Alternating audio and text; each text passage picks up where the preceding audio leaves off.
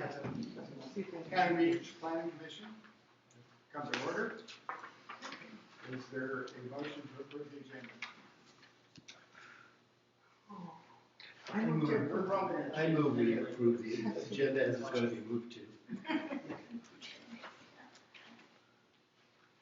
Oh, second. Alicia? Commissioner Bennett, Yes. Commissioner Kerr, Yes. Commissioner Johnson, Yes. Commissioner Burnt, Yes. Commissioner Risley, Yes. Chair Lundy. Yes. And my right ear can help and sort of is all closed up, so I'm going to try using this gadget that we got an advertisement for over there, see whether it does me any What? Hey, I'll get you one. Hold on. I'm not sure I'm going to stay in my ear, so it may be a moot point. Is this being sold at an evening review or something? Really? I think that's not gonna work. Okay, I may go like that and ask people to speak up louder.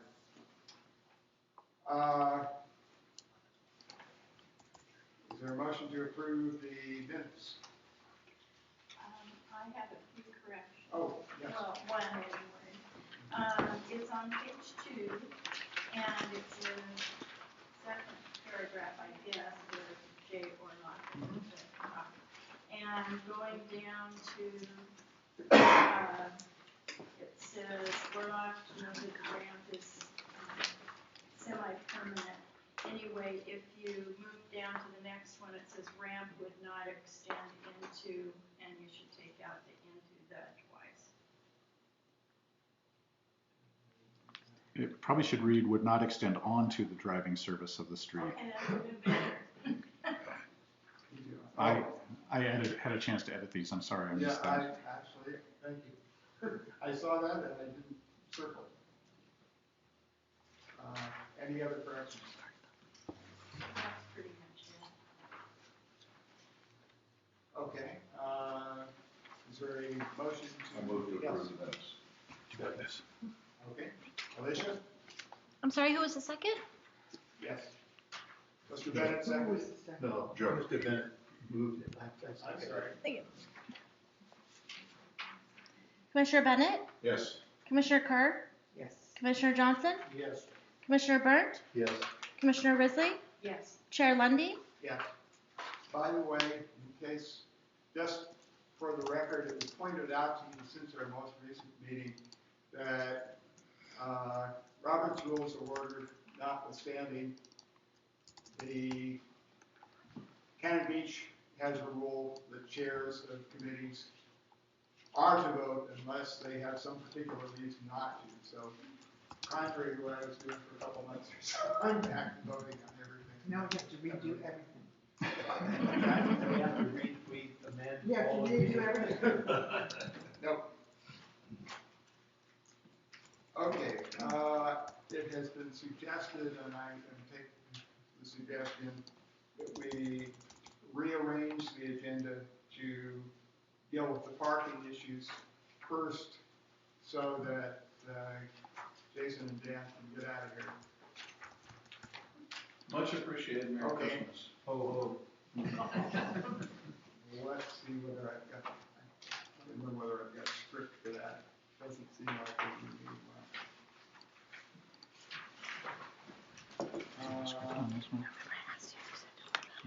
I don't think you have a script. I beg your pardon? I don't think there's a script there for you. Okay, It's a continuation of a previous hearing anyway. yes. Mr. Rassick, would you like, do we got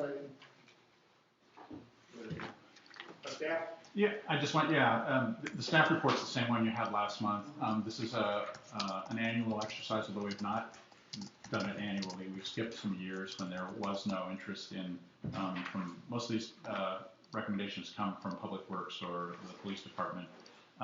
The function here is to generate some or perhaps no recommendations for the city council to consider as part of a parking plan update. We have this kind of rolling parking plan that includes projects, changes, things like that, and we can fund these changes out of a fee we collect downtown from business owners that do not have their own off-street parking. That helps maintain those downtown parking lots. That can be used to fund these things downtown. The ones that aren't downtown, of course, are funded separately. But so we need to collect your recommendations on these topics. If there are topics here that you want to just delete, that's not a problem. If you want to modify them, that's not a problem. And anything you want to send forward to the council will probably get there at their February meeting. January agenda is already set and published. So that's where I am. Dan and Jason could not be here last month, but they I dragooned them both here for this month, and they know much more about these issues than I do. So I really brought them there to answer your questions about these issues. All right, pending any question, that concludes my briefing. No, seriously, how do you want to approach this? Do you want me to go through it section by section, Let's go or? through it one at a time. For one thing, I'm going to recuse myself on the one about the farmers market. Certainly, I totally understand that one. Yeah, given your involvement in farmers market. Yeah. Got that. Let's take these one at a time. We'll start with the Dawes area, the Dawes Street parking, on-street parking issue. Currently, it has a very limited amount of parking available given the width of the street and the shoulders. If you, those of us that drive that on occasion, if you come down Spruce off of Sunset and head west, you'll notice that there's 2 vacant lots on the north side that have a very steep shoulder, very narrow shoulder. So there's no available parking there. There's parking at the apartments. And then as you get past the laundry, which is on the south side of the street, to the last two residential lots before you get to Evergreen, there's parking on both sides of the street. What has happened is, given the configuration, is cars that park there, right there at the intersection of Evergreen East. So if you go up Evergreen and go east on Dawes, when the cars park by the laundry and at the residence, it's a very narrow travel lane, basically less than 2 cars wide, so it ends up creating a stop and go traffic issue. With the addition of the Pelican and the reconstruction of the restaurant, reopening of the restaurant space there, we've had a concern or an issue of where to full-time employees park, and so they have to find a place to park somewhere. So they have moved across or moved into that neighborhood parking area along the street where there is very limited space. So the proposal from Public Works would be to develop shoulders from Evergreen to Spruce on both sides to make on-street parking available the full length of the street on both sides. That's our recommendation and proposal. That's just up for discussion. Why is West Dawes? Why is that not? West Dawes, if you think about where West Dawes intersects with Hemlock and then goes right over to Pacific, Pacific is a dead-end street at that point going south, and then you turn and go from, if you go on Dawes and turn north on Pacific towards the restaurant, it's very, very congested in there. It's already built out, the infrastructure is already there, there's nowhere else to change that. And what you end up happening is if you were to put two parking on both sides of that, the cars that end up going down Gower, west on Gower, turning towards the restaurant, the only outlet is on Dawes. And so if you were to put parking on both sides, it would narrow that up to the point where it would effectively become a one-way, almost a 1.5-way street. Somebody would have to stop on Pacific, they'd queue up either in Hemlock, which would create a disastrous situation for through traffic going on Hemlock. That's part of the reason why we've left it one way. I mean, one parking on one side. It's extremely challenging. We would also have to remove some existing encroachment of residential landscaping. Well, why not have Widen the parking street. on one side on East Dawes too? East Dawes, we certainly could do that. It's you have the ability to allow, and you have the right of way width to be able to do parking on both sides. Parking is extremely challenging.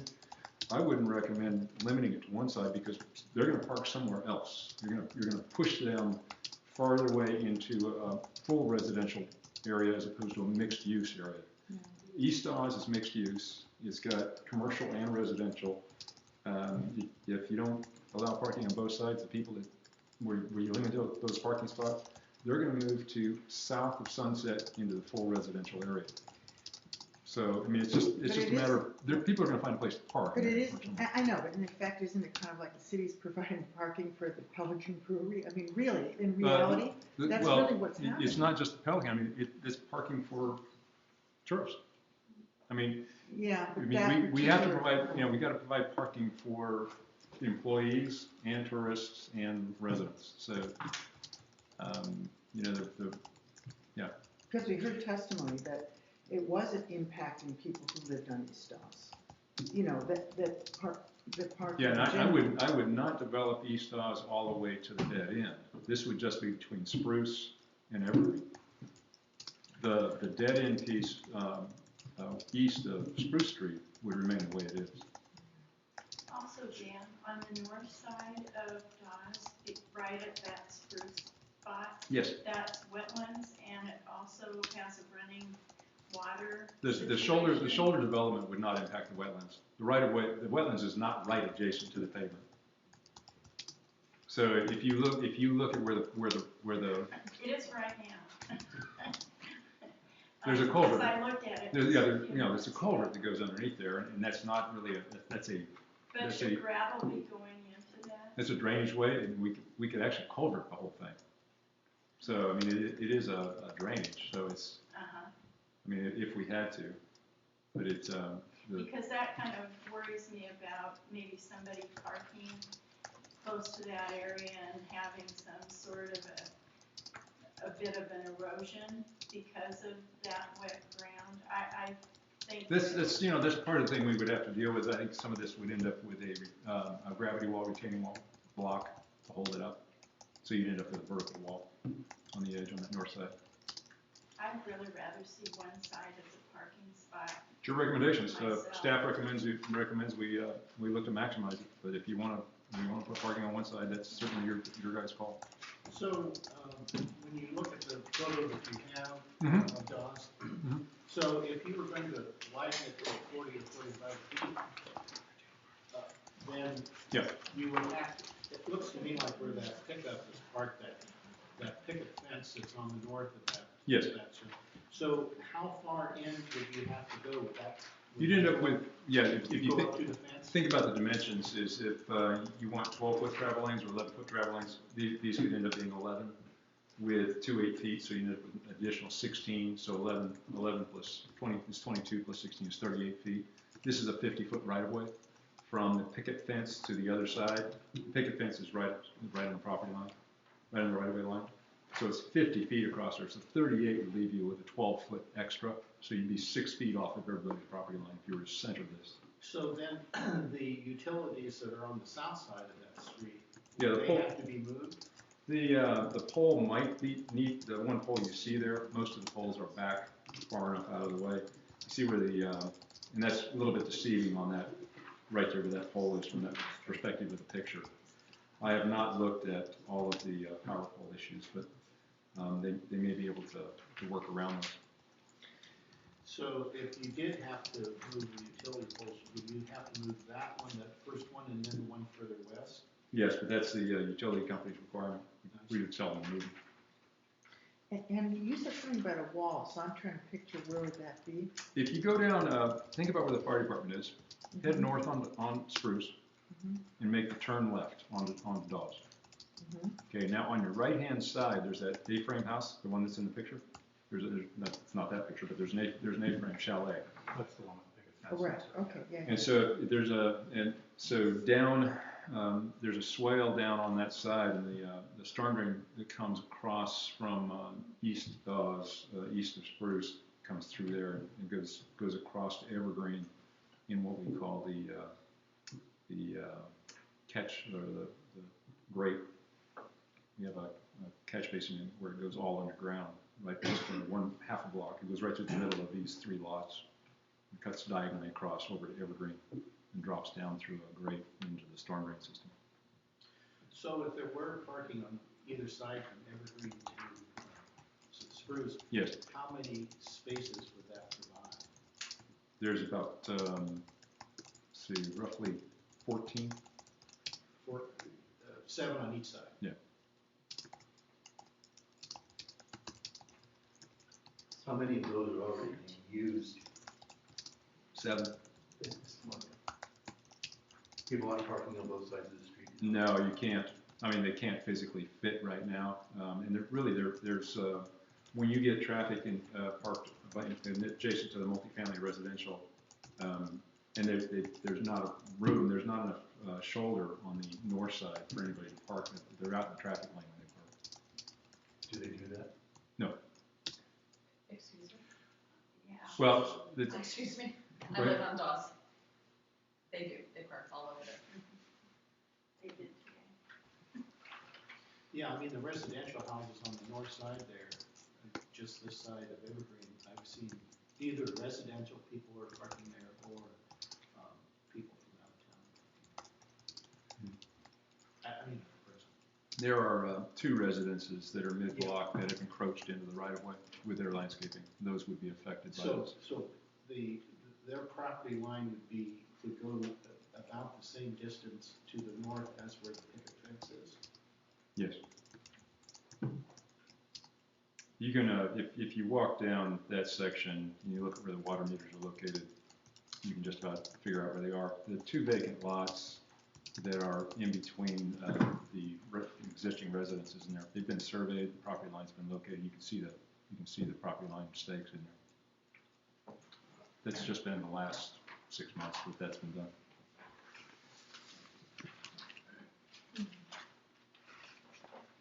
I've got a question about parking in that general neighborhood. Mhm.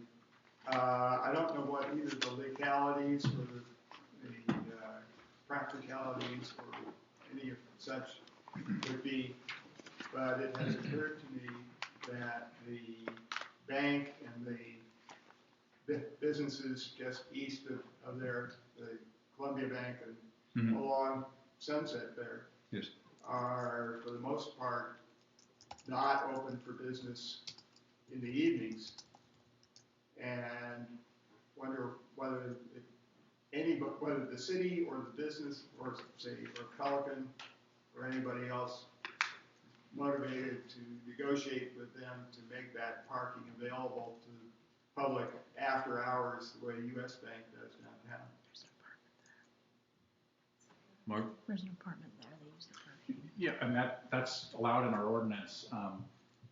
The classic example you always see is a movie theater and an office building, clearly distinct hours of operation, no overlap, and they can probably share the same parking spaces without any impact. In this case, you're right, the bank doesn't have evening hours, and so that could be available in the evening, but generally evening isn't the time of our peak parking problems. Our peak parking problems are kind of the Saturday afternoon, Sunday. late afternoon. And Saturday and Sunday, right? the Yeah, and bank's not Saturday and open. Sunday, and the bank's not open. So yeah, there's 2 ways that could work. One is that the city could negotiate some deal where that becomes sort of quasi-public parking on times when it's not occupied. Alternatively, our code allows this, is to have two businesses where the hours don't overlap. They can negotiate a deal between the 2 of them that would work that way. In this case, the Pelican's hours and the bank's hours do overlap, at least to some extent, so I'm not sure that could work. But that doesn't mean that it couldn't work on a quasi-public basis. The bank could have the same kind of signs that US Bank has, Yeah. saying this is for our customers during these hours. And Right. then after that, Yeah. customers or whoever could park in there. The bank also has a residential component upstairs, and they need those parking spots Sure. around the clock. But Yeah, you're right, there are whatever other spaces that, parking yeah, you're was. right, you could allocate those that way. That's not out of the question, and it's allowed in our code. And it occurred to me that I'm not sure this is something I would want to advocate strongly for, but if the city decided to wanted to really push this, I think it could go into getting a lot more active in giving parking tickets for, I don't know, for people who were parking places that weren't allowed. The other segment that's potential to develop would be the section of Spruce between Sunset and Dawes.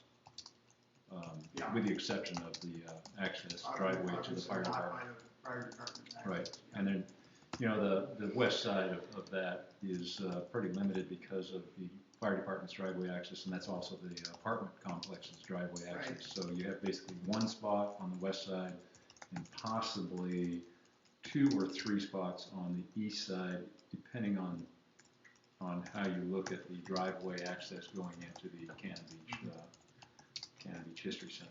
Yeah, and the History Center, of course, is closed several days. I don't remember how many days a week, so. Right.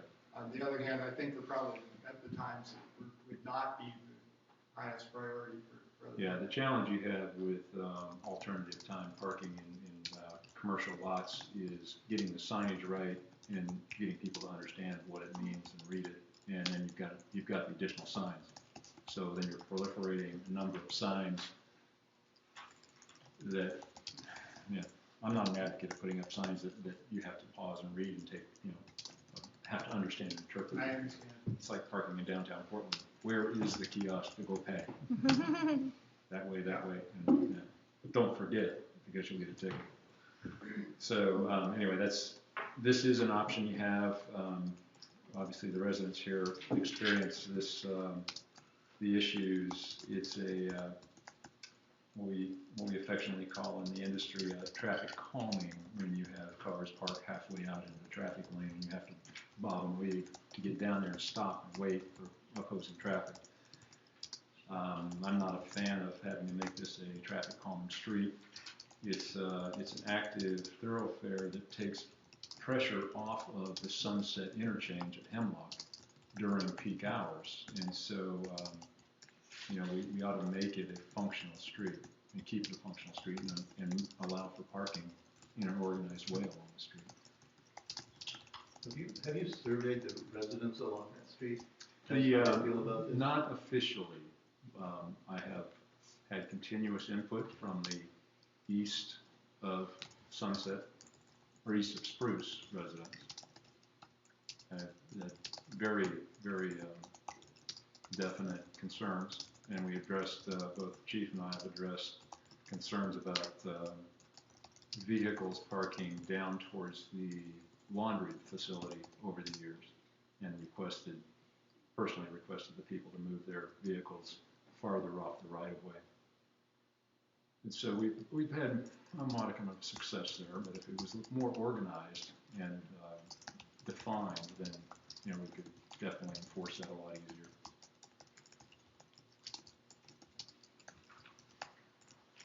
As I indicated, I'd like to take this area by area before we have a vote on this. I know that we have some people here who'd like to speak to that. If I could ask you to sit down for a minute or so, Dan. I'm sorry, I thought we were third on the agenda, or we been here. I beg your pardon? We just started. The parking was last, so we missed the beginning of your, Oh, I just started. Hey guys, I'm Martin Jaguar, P.O. Box 474, residents at Hondas. What else do you need? That's enough. Okay, so I submitted some stuff. Mark, I'm assuming that all got passed out? Yeah. Okay, so again, to speak before I forget about the parking in the bank. It's not a bad idea. It's great, opening more parking. I've been to the bank over there to the ATM machine to get cash myself, and I'm privileged enough to be able to walk over there. But I've been there, and there's people that pull in, and they have to back out onto Sunset because there's no place for them to use that ATM machine. So one of those spots has to be definitely reserved after banking hours for banking customers, and then the rest of them sit empty, so why not use them?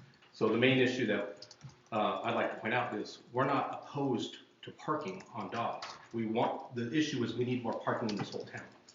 So like we were talking about, opening up some parking on Spruce, but the big issue is like on Dawes, there's parking on both sides, and the street can accommodate it if, you know, there's places for it, but it's ridiculous that there's not parking on West Dawes in front of the Legion.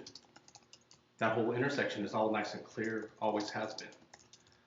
So that could open up more parking and alleviate the pressure over here, is what I'm trying to point out. The other thing that I proposed was the RV parking that we have right here in front. We're RVers ourselves. I love to go places, take my RV, but there's no place that I can name, I wish you would tell me some, that offer me free RV parking downtown.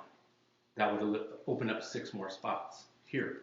And then downtown, that parking lot sits empty a lot of times because there's no RVs, or when there is RVs there, those RVers, I go down there a lot. I don't know if you've seen it, where they're sitting there eating their own lunch.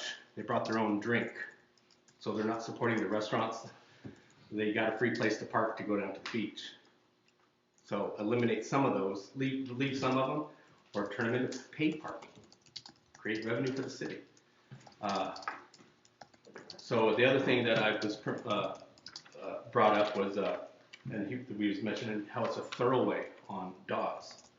And even like I've been in cities before, Fresno is an example by the university where they put low-rise speed bumps in the residential area because all the university students were using it as a thoroughway, as a shortcut to avoid the intersection.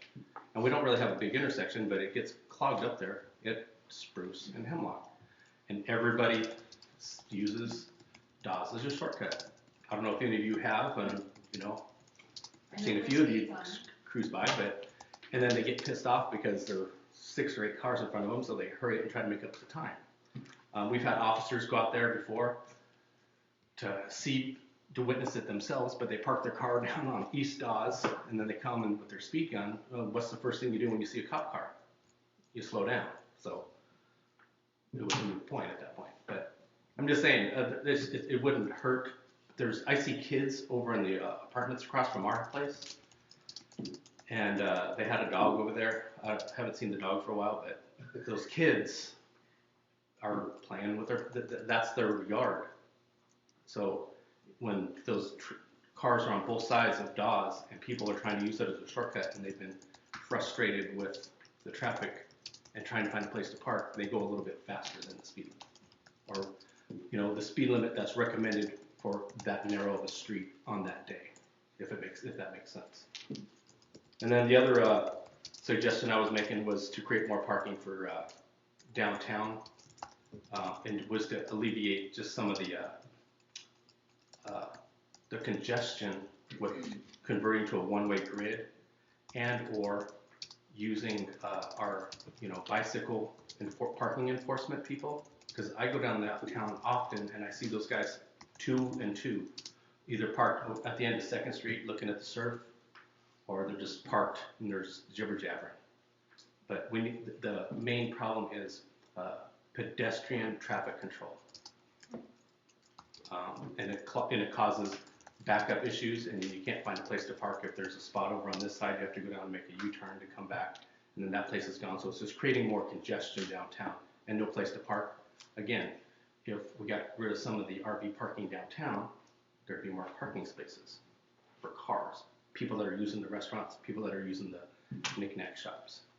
But for up here at Dawes, I think creating a few more parking spots here in the parking spot out front would open up 6 more spots. And then there's a couple more spots on West Dawes in front of the Legion.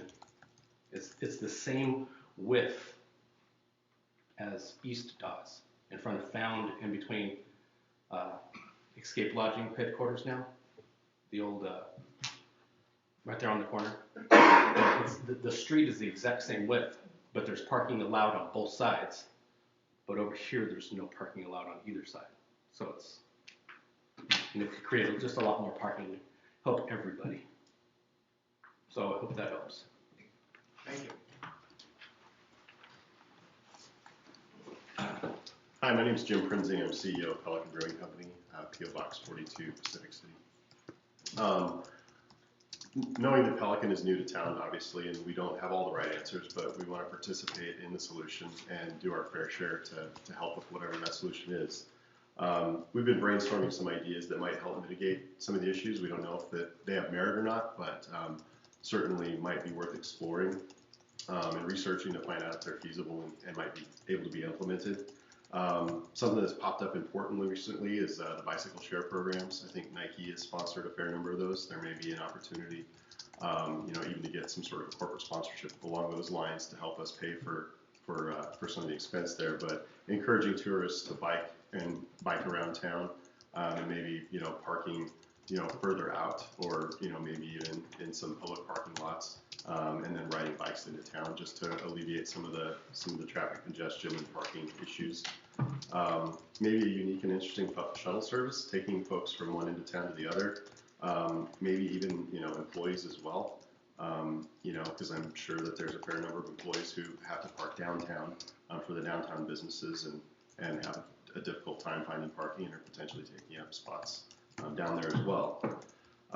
Also encouraging business owners and maybe some sort of a concerted effort to encourage employees to bike and walk to work, and also carpool. A fair number of our employees at Pelican, don't live in Cannon Beach, unfortunately, and they're coming from Astoria or Warrenton or even further north, south, or east. So something that we're currently doing and plan to do going into summer is carpooling, encouraging carpooling and scheduling shifts for folks that are able to carpool together, so that they can bring one car into town instead of two. Take advantage of public transportation when available, and just encouraging programs that help people understand the problem and hopefully maybe improve their lives a little bit from the frustration of having to find a parking spot to begin with. And then of course, I'm sure that the idea has been explored before, but adding more parking facilities on vacant land, where available, and along 101 and other parts of town where maybe there may be some opportunity to provide either the shuttle service, or some creative walking paths to get folks into town. So surely there's more ideas that could be brought forward. Pelican's here to do our part and participate in however we can and help solve the problem. And we appreciate being here in Cannon Beach, and thank you very much. Any questions for this gentleman?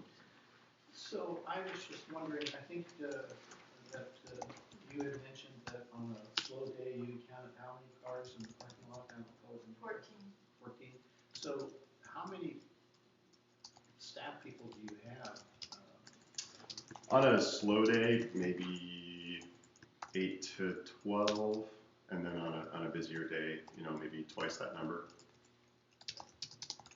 So, and something we observe quite frequently, as I'm sure a lot of other businesses do as well, is folks parking in our parking lot, unpacking their beach gear, and going to the beach. So, exacerbating those issues. Thank you. Thank you.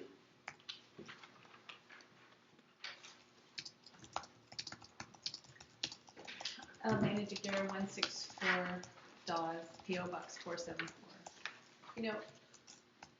Truly, we've lived here for 18 years, and much like several other issues in town, this is something that gets talked about a lot and nothing ever gets done, because it gets quagmired at the legislative level in our town, because nobody wants to just finally make a decision. None of the solutions are perfect. No matter what we do, somebody will get mad. No, we cannot make everyone happy. But our town is a tourist destination, and we also live here. So we have to find a solution that does something. So I'm just going to encourage you to pick some things and let's try them.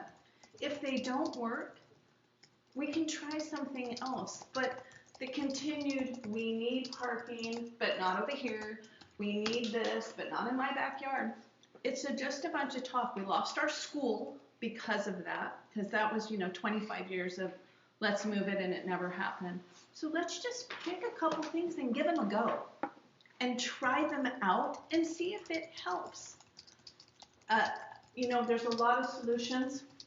I just encourage you to actually make some decisions and go for it. So, thank you. Thank you.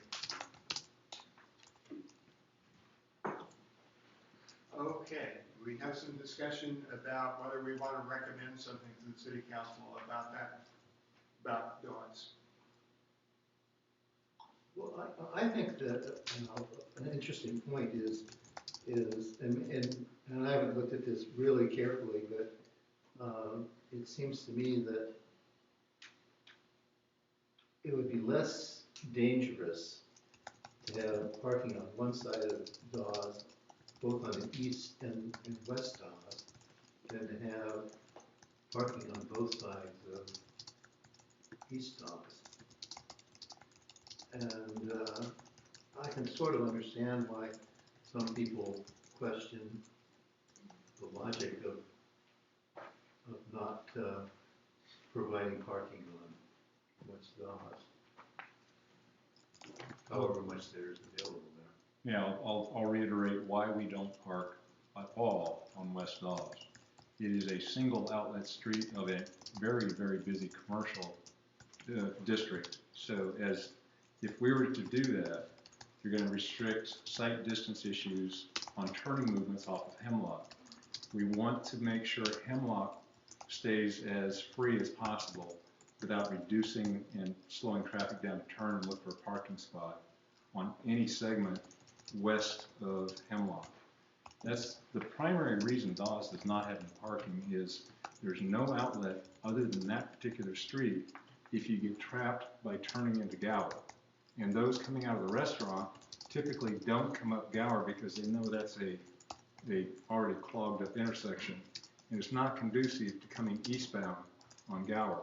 Most people will come out at Dawes. And we want to keep that sight distance open right there. That's the primary reason we don't have parking on there right now. So if you were to put parking on one side, you're going to narrow that up and reduce the sight distance, as well as you'll increase the number of traffic conflicts that occur on Hemlock. What about not having people park and just having park, leave the space, You're- no parking close to the corner, in other words? 2 spots. Move it back. 2 spots because you have to also keep it back for the trash trucks to be able to turn down the alleyway and delivery trucks to turn down the alleyway behind the Legion. So with those turning movements and the way they come at it is they come down Gower and come eastbound on Dawes and turn.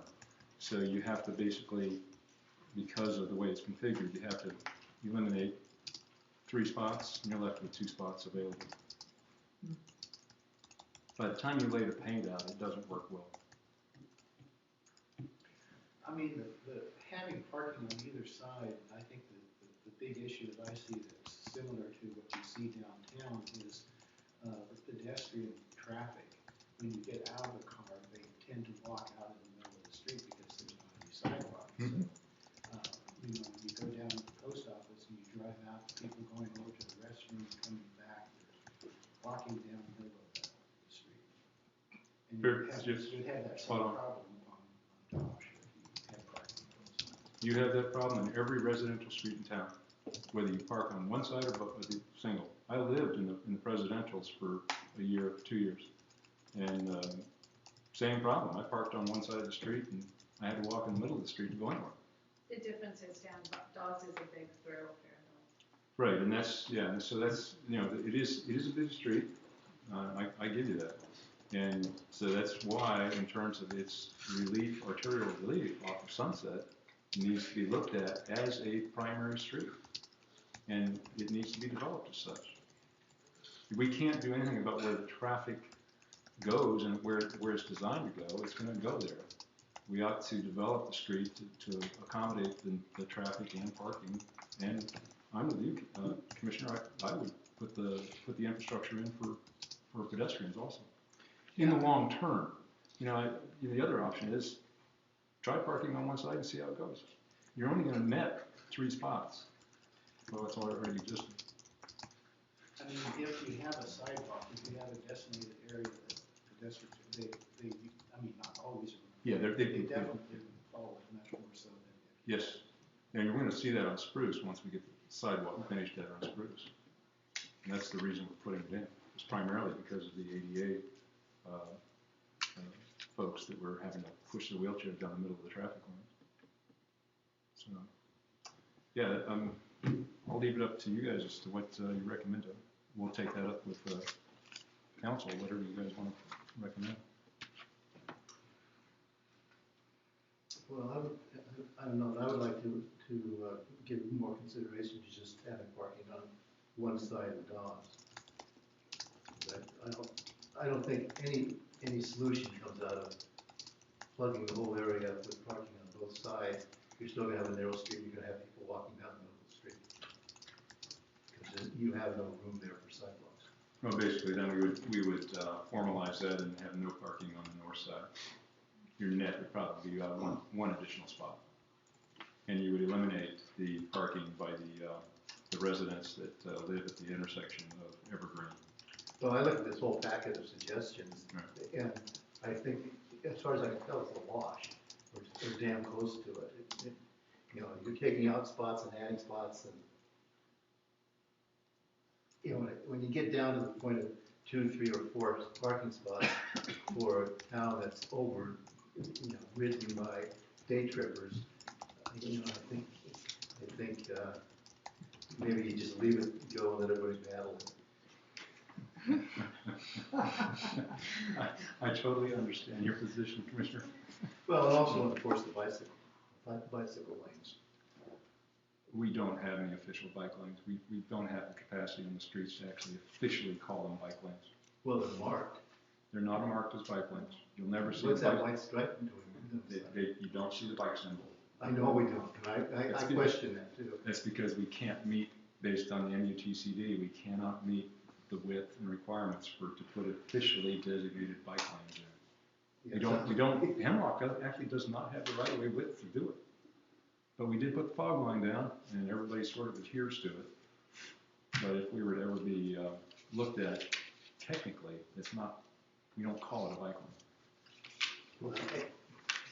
Yeah, I know, it's one of those, we tried to do what we could with what we had. It's kind of like. I sometimes wish I were a lawyer. Yeah. Well, it's kind of like trying to do a storm drain system when flat is all you got. Flat is what you work with, you know. So that's kind of the whole mantra for downtown.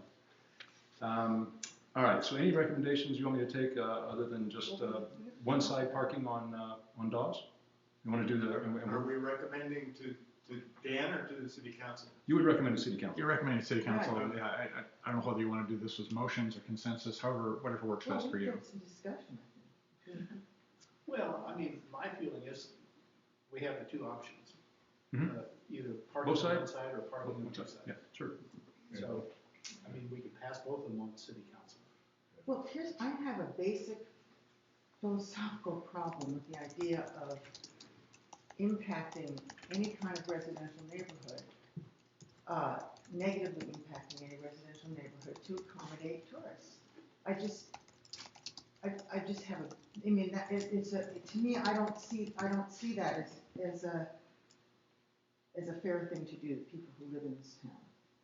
So I think that parking on both sides of Dawes is going to definitely impact the people who live on that street more than if it was on one side. Well, it looks like there could be more, there looks to me like there could be more residents living there depending on these empty lots. And it just isn't, I don't think that's a parking solution that makes any sense at all. I think there has to be something else. We were trying to give suggestions to make more, Yeah, so we're totally fine. He was asking a question. I just aside. How about no cars allowed in the town? Some towns do that. It's Yes, they great. do. It's wonderful. Yeah. They're walking towns. Go ahead and recommend that. Yeah. Just as popular as my other recommendation. Yeah, Mark and I talked about that before, Commissioner, and if we were to start over, we definitely would put satellite parking spots outside on the one-on-one. Have you ever considered for residents having a separate parking sticker or a place for them that they have to have a sticker? You know, that's, But if I live in Seattle, I live there at Yes. Husky Stadium. Yes. And they put signs up that said on this Saturday and this Saturday and this Saturday, you have to have a sticker to park here. And Yeah. I had a sticker. Yeah, time permit. It hasn't come to that yet in terms of that kind of a program as being, shall we say, necessary.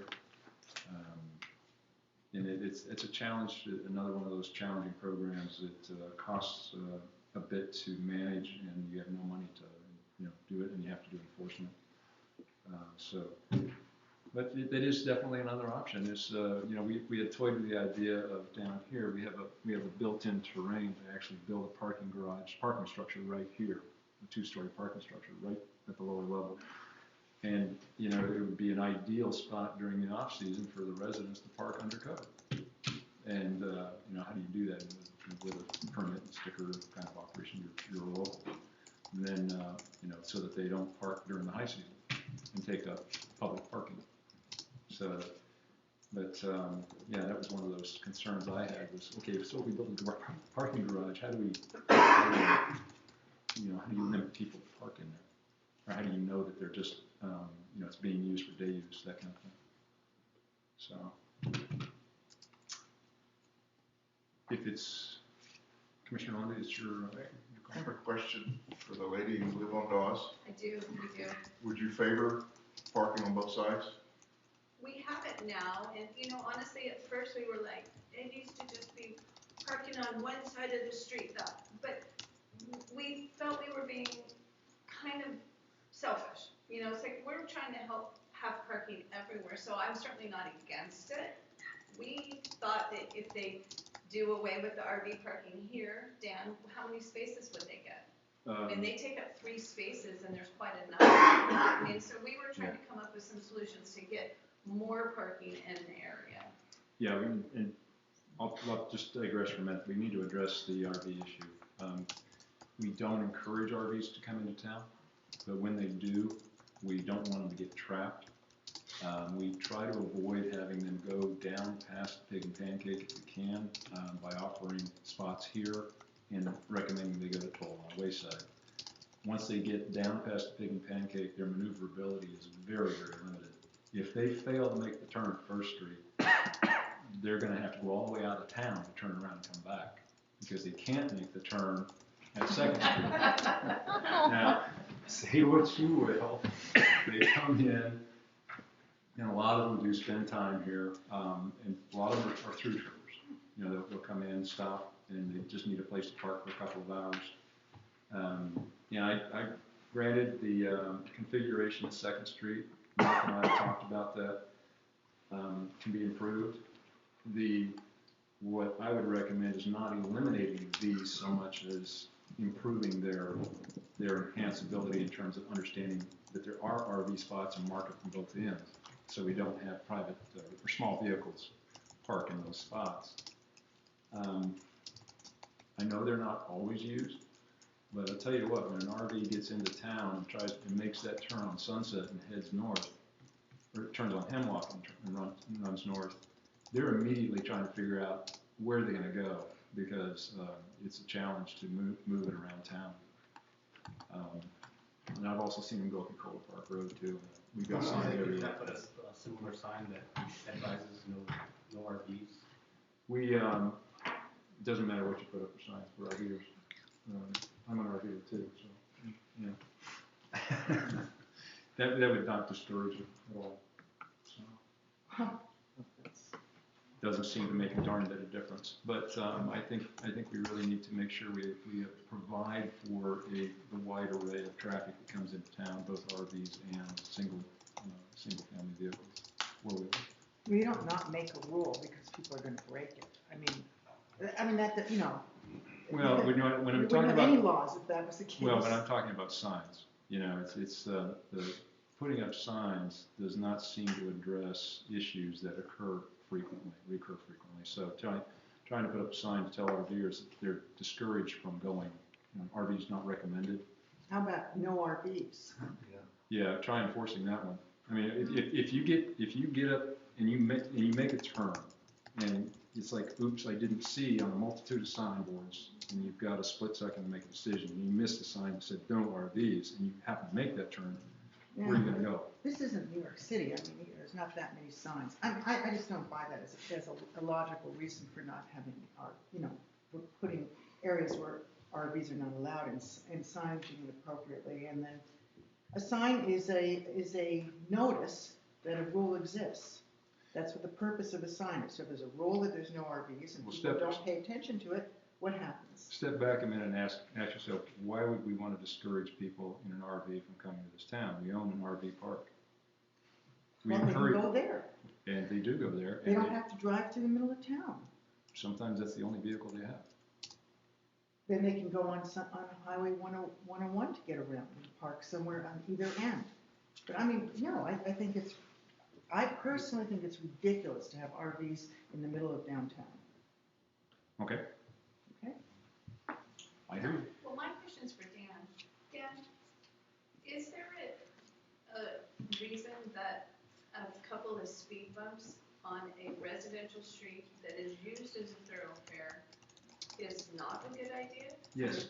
And I'd love to hear that. You don't put speed bumps as a traffic calming device, and you don't put speed bumps in typically on residential streets, especially busy streets, for emergency response vehicle issues.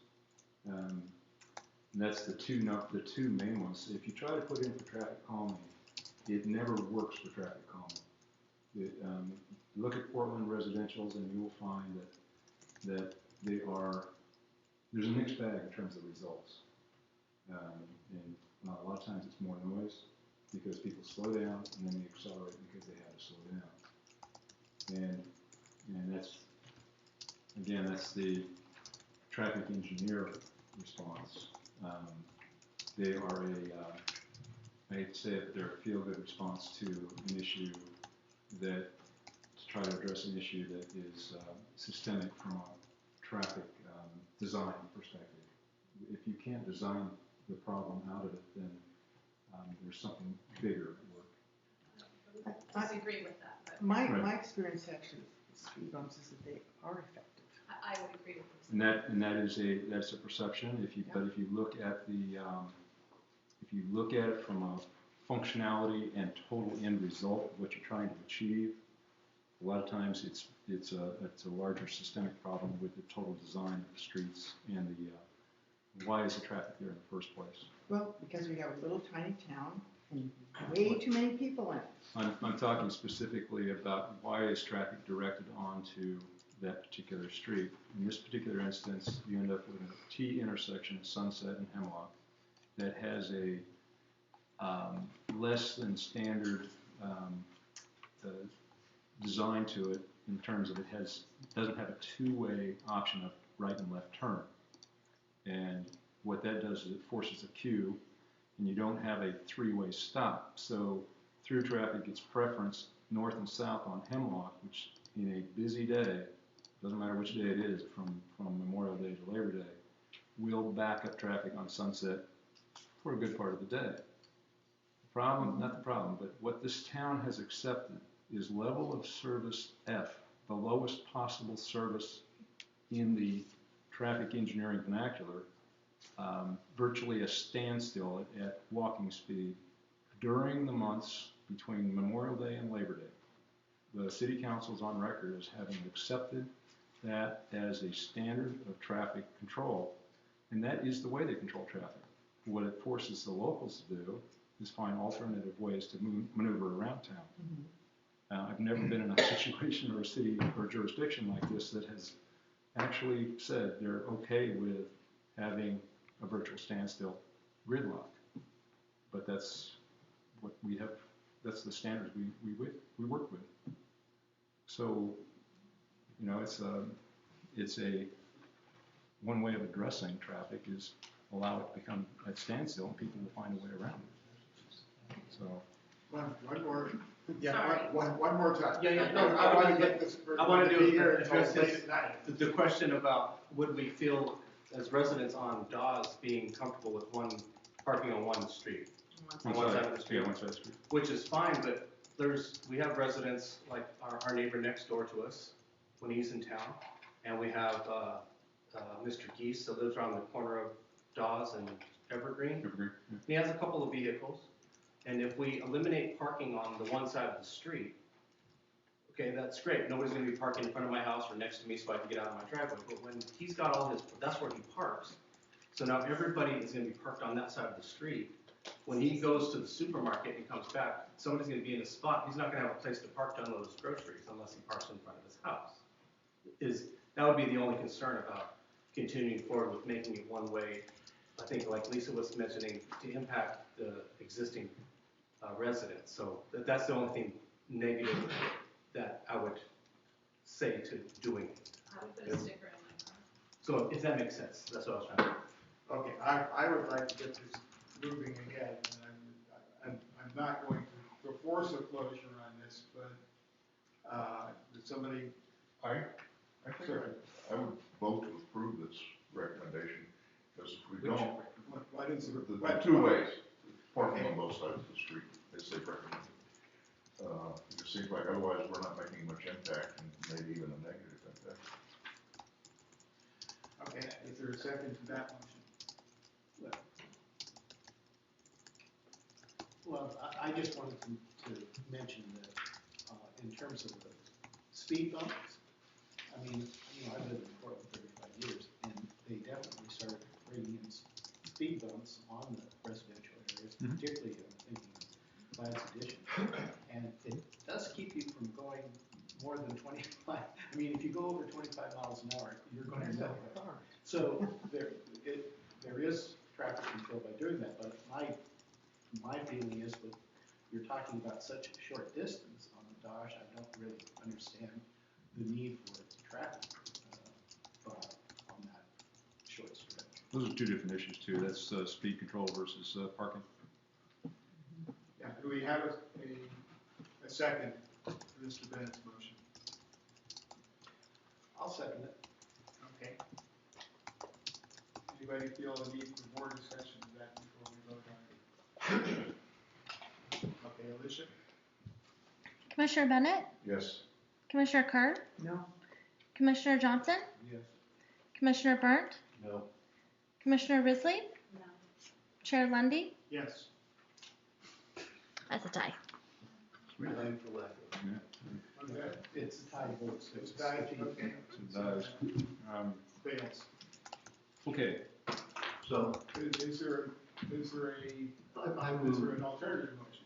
I think the alternative motion I'd like to put forward is that we recommend that there be parking on one side of Dawes. And the resident with his groceries can use one of the two spots that he's required to have on his lot to park on. Are you recommending the north or the south side or Dodge? I give that to the experts. Are you only recommending it for east of us? Right, as long as we can't do it on West Dawes. I'll second that motion. Any further discussion at this time on that? Alicia? Commissioner Bennett? No. Commissioner Kerr? Yes. Commissioner Johnson? No. Commissioner Burnt? Yes? Commissioner Risley? Yes. Chair Lundy. Yes. Just as an aside, I know when our street, there was a decision about having parking only on one side, and the neighbors chose what side that would be. this side is automatically going to be on the south side, given the multifamily residential is already there, and that the laundry facility already has hardscape development with sidewalk and curb in front of their facility. It will be on the south side. Okay, moving along to Hemlock on-street parking. You're on. Back in early 2004, moving into 2005, when Joy Gann was Public Works Director here, she had a local improvement district developed and design done for a sidewalk that went from Haystack, or from Sunset up to Haystack Stairs. As she left in 2005 to move on to another location, the city council rejected that project, and it never went beyond the initial design and local improvement district engineer's report.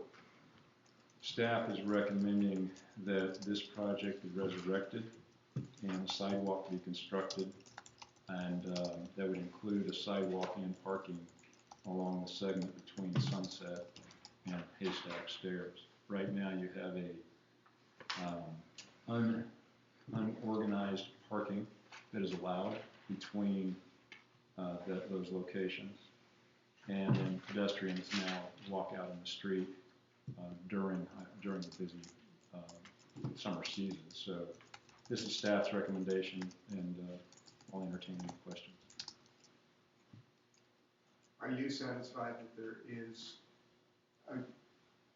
or can be made enough space to have parking and sidewalk space there? Joy had this whole thing designed by OTAC, and it's in the can, it's on the shelf, and it's what it's going to do is maximize the full right-of-way width. There will be retaining walls needed on some of those existing properties that are closer to Haystack Stairs, and it will change their front yards, or what it actually is their frontage on Hemlock to incorporate a retaining wall landscaping. So yeah, there is room. But it's all in the city's right-of-way. Yes. My concern is that it would take away the bike designation, even though it isn't designated specifically with a bike sticker on it. That is part of where I think the sidewalk would go. We don't, and that definitely is an issue. There is not enough room to do everything on Hemlock, and that's the reason it's not done.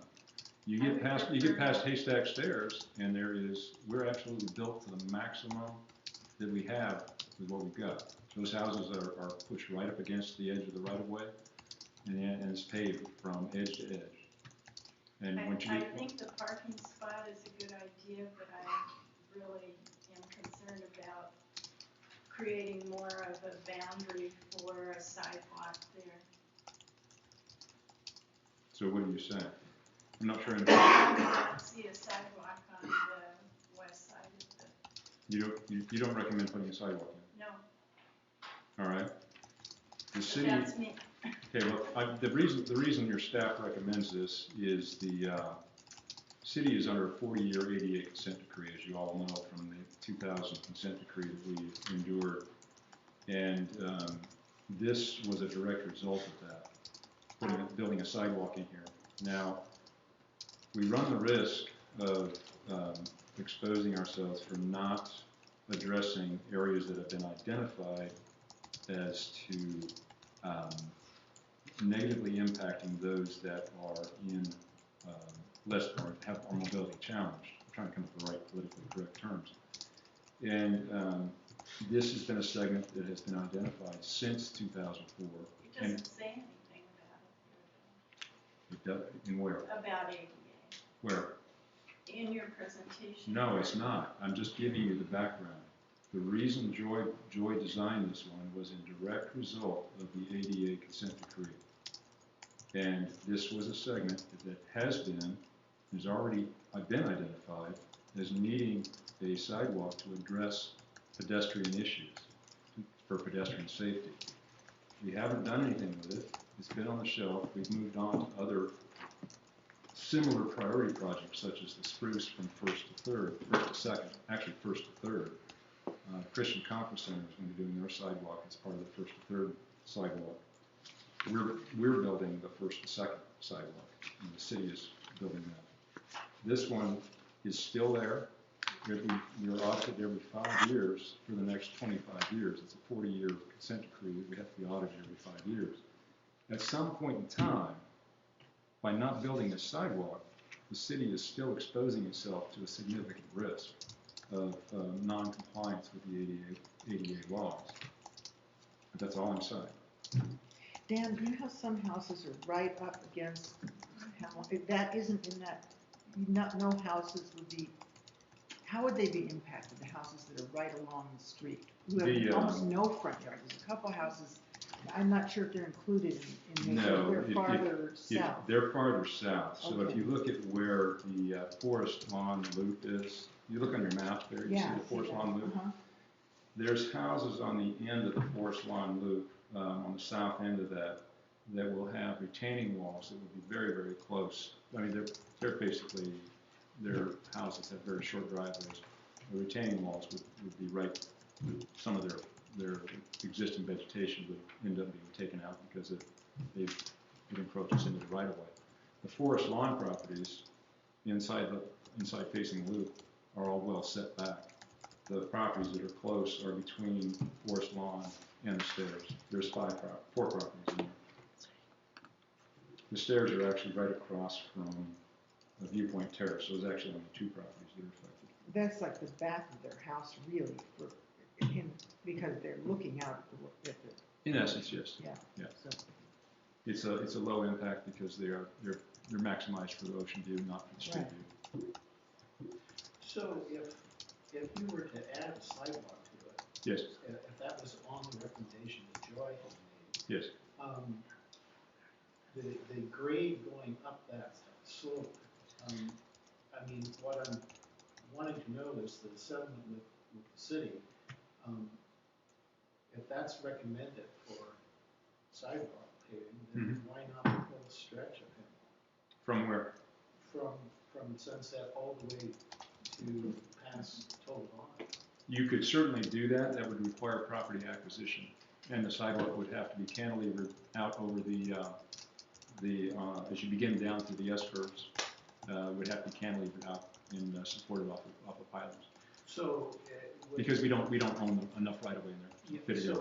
But what I'm thinking of is if a judge were to look at that, you know, in the case of Laurel Wine Shack, it wasn't feasible to have an ADA ramp into her. Right. So wouldn't you think that they would use the same logic, saying it's not feasible to? The S curve, yeah, and you're absolutely right. You're heading in the right direction. The S curves will be looked at in terms of the feasibility of use with a pedestrian way that would be built in there, or could be built to accommodate those in wheelchairs. Would be extremely challenging in terms of getting the right slope so that they wouldn't end up with a runaway wheelchair, so to speak, as you head down through the curves. And you could not physically construct one within a narrow right of way. You'd have to build a series of switchbacks and all sorts of things to make it work. So yes, you're right. It would be evaluated from that standpoint. Is it feasible to build something there? Yeah.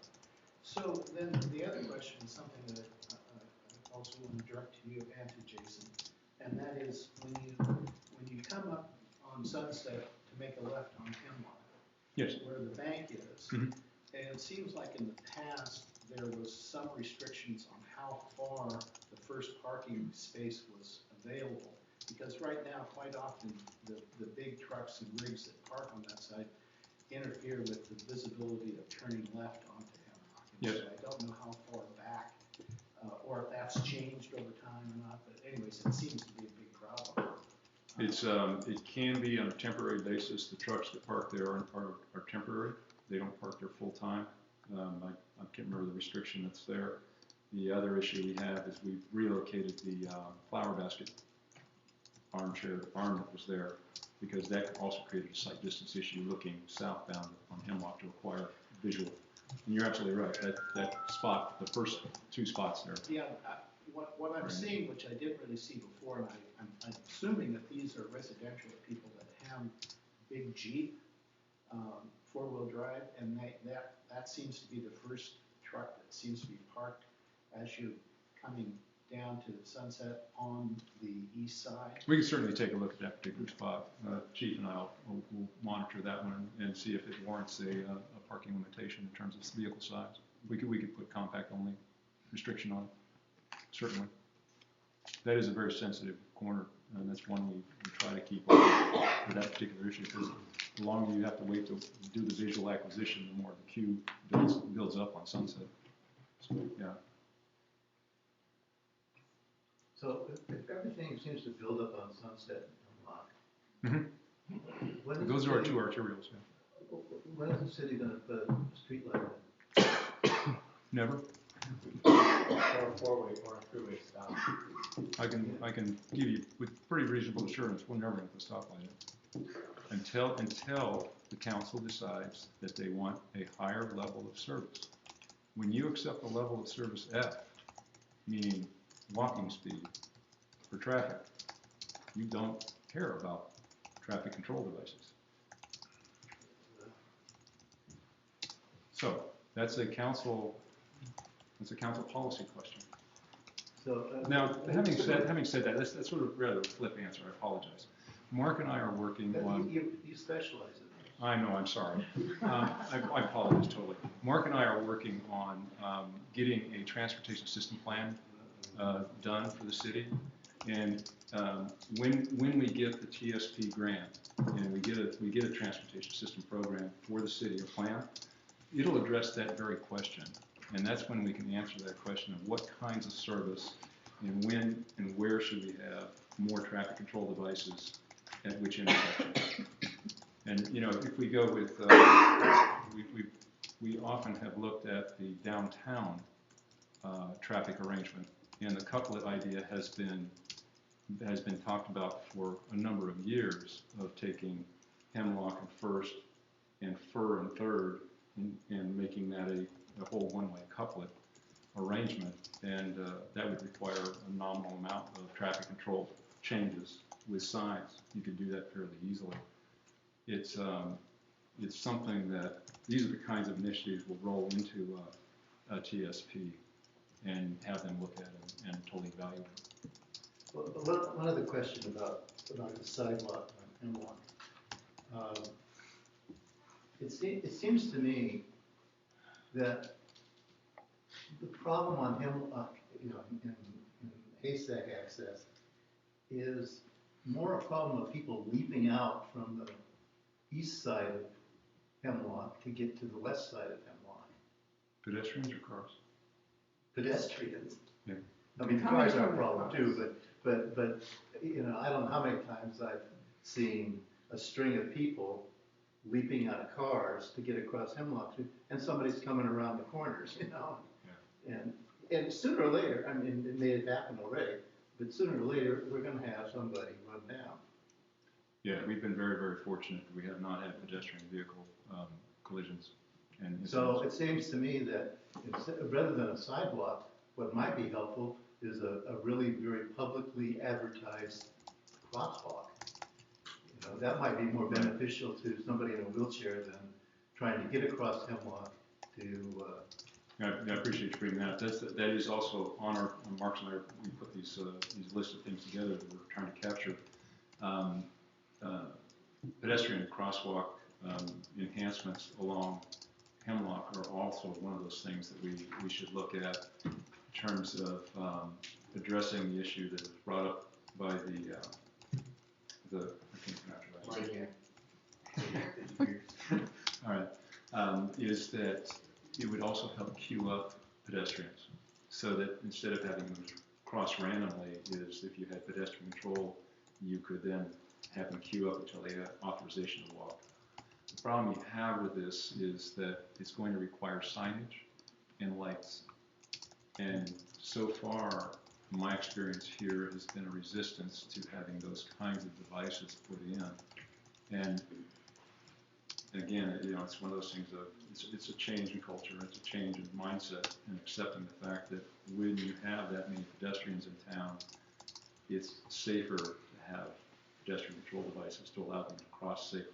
So yes, you're spot on, those are the things we're going to be looking at and have the engineering firm look at when we do a TSP. That would address also the issue in downtown timing. So, I don't know what you want to do with that recommendation for a sidewalk. Staff's recommendation is to have it resurrected. It would be a multi-year process and go through a whole public hearing again and long discussion as to how it gets funded and so forth. So we can bring I it didn't to mention it, but the sidewalk portion of that would have to go through DRB. Right. All sidewalks go to DRB. Is there a motion either to recommend the sidewalk to City Council or to recommend against it to the City Council? I make a motion to recommend the sidewalk. I make a motion to recommend the sidewalk in that area. Is there a second? Okay. Is there further discussion before we vote on that? Alicia? Oh, I'm sorry. Go ahead. So you're talking about sidewalk on both sides or? No. Just the- Sidewalk on the west side, West side. between Sunset and Haystack Stairs.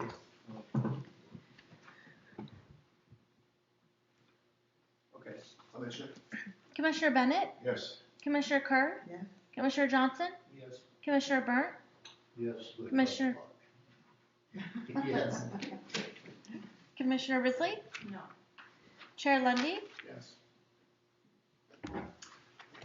Give you a real quick update on the Spruce Street sidewalk between First and Second. The sidewalk construction is progressing and will be completed before the Memorial Day weekend with the railing and the cable railing, just like the end of Second Street, looking out over the ocean. So You don't need to take any action on this, and most of it's just an informational update. It's already underway. The other piece of the Spruce Street sidewalk will be the sidewalk in front of the Christian Conference Center. When they finish their new dining facility, there will be a completed sidewalk from Third Street all the way to First Street. The segment of sidewalk already exists in front of Main Park, and they're going to build a sidewalk as a condition of their development approval for the dining hall in front of their property on the east side of the street. We are also going to give them or allow them to have delivery parking in the first 3 parking spots right at Third Street. There'll be time delivery between 6 a.m. and noon. After noon, it becomes public parking. Most restaurant deliveries occur before noon in town. This is on page 11 of this report. I digress. I moved on to just include all of Spruce Street, so I apologize for the out of sequence. I'm happy to have it. Okay.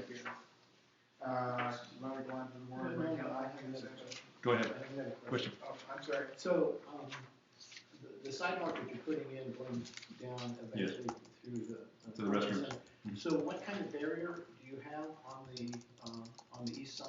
On the wetland side, if you Hank, if you understand, if you looked at the end of Second Street, Yeah. again, it's going to look just like that. Stainless steel cable, Same steel cable.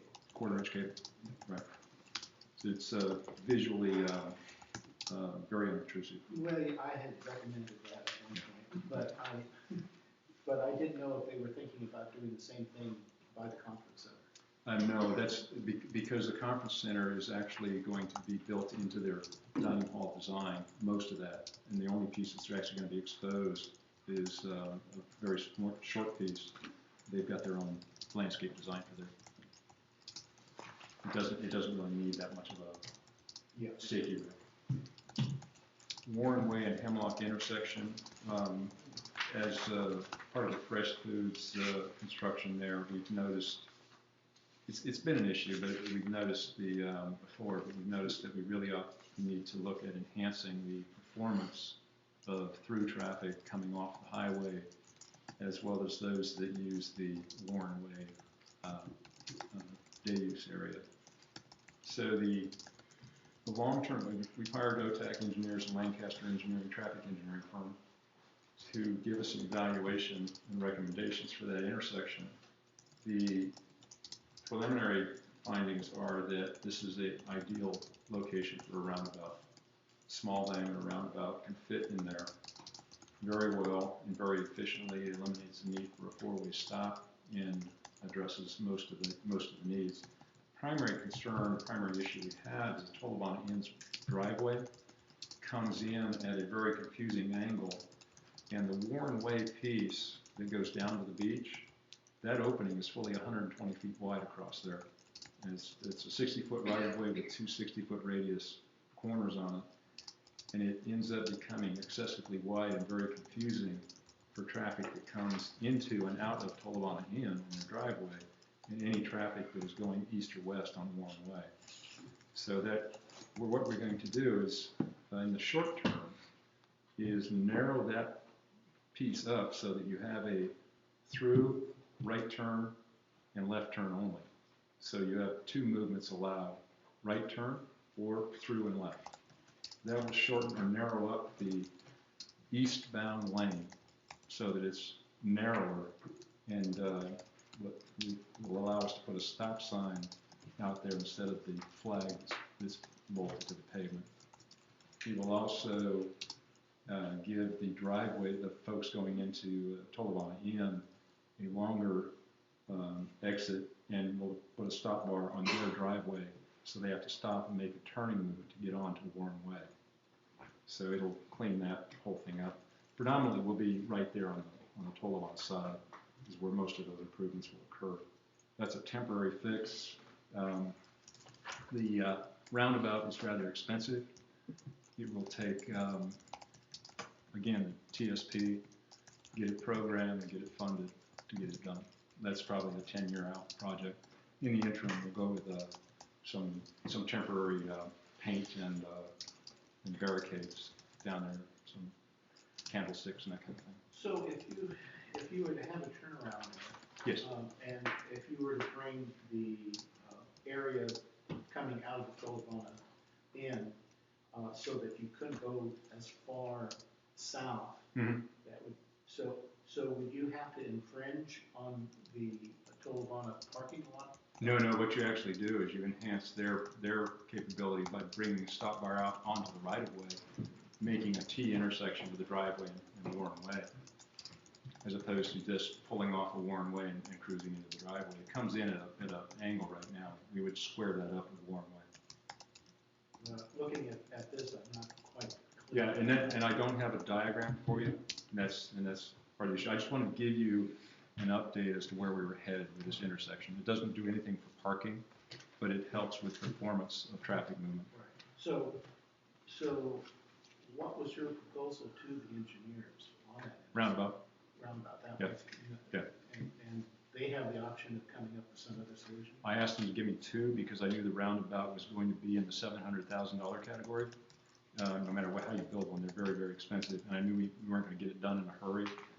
We had an immediate need, and so I asked them also for an interim solution set, which would just involve, it would be a low-cost solution of paint and possibly some temporary candlestick and barricades to guide traffic to the right spot. And if that works permanently, that may be the ultimate solution that we go with for an extended period of time and wait for the TSP to come up with a roundabout solution and figure out how much that's going to cost and put it in the capital program. So is any thought been given to pushing the parking back away from that intersection? Yes. And when we get the temporary design laid out and identified, we're going to need to push it back for site distance issues, and we will. It's already a problem. Yes, it can be a problem, and you're It right. is a problem. On the busy days, yes, I grant you that. And when Fresh Foods first opened and the employees were trying to get oriented on parking, that was a challenge for the first couple of weeks. And now the employees and their shifts have been coordinated, and their parking is definitely improved. Except for the delivery trucks that will park there. And those are short term. You're right. And there's still, Fresh Foods is still working out with the delivery trucks. There's deliveries were supposed to pull into their parking lot and unload at the northeast or northeast side of their parking lot. Some of them still aren't doing that, and that's a continuous conversation we have with Fresh Foods. Good place for a sign down. Okay. I mean, right now, I can't tell you how close I've come to. You drive that every day. Car, Yeah. because when you're coming in onto Hemlock, going south. Yep. From Warren Way. If you're coming in on Warren Way. Okay. And making a left going south. Right now, evidently, some of the employees are parking just to the south side of the exit out of the parking lot in Fresh Foods. Yes. And that's where I come close to hitting cars because you can't see them coming. And so what I'm wondering is it's the same problem that we have down here in this intersection where they're able to park closer to the street and it blocks your view from coming out of the parking lot.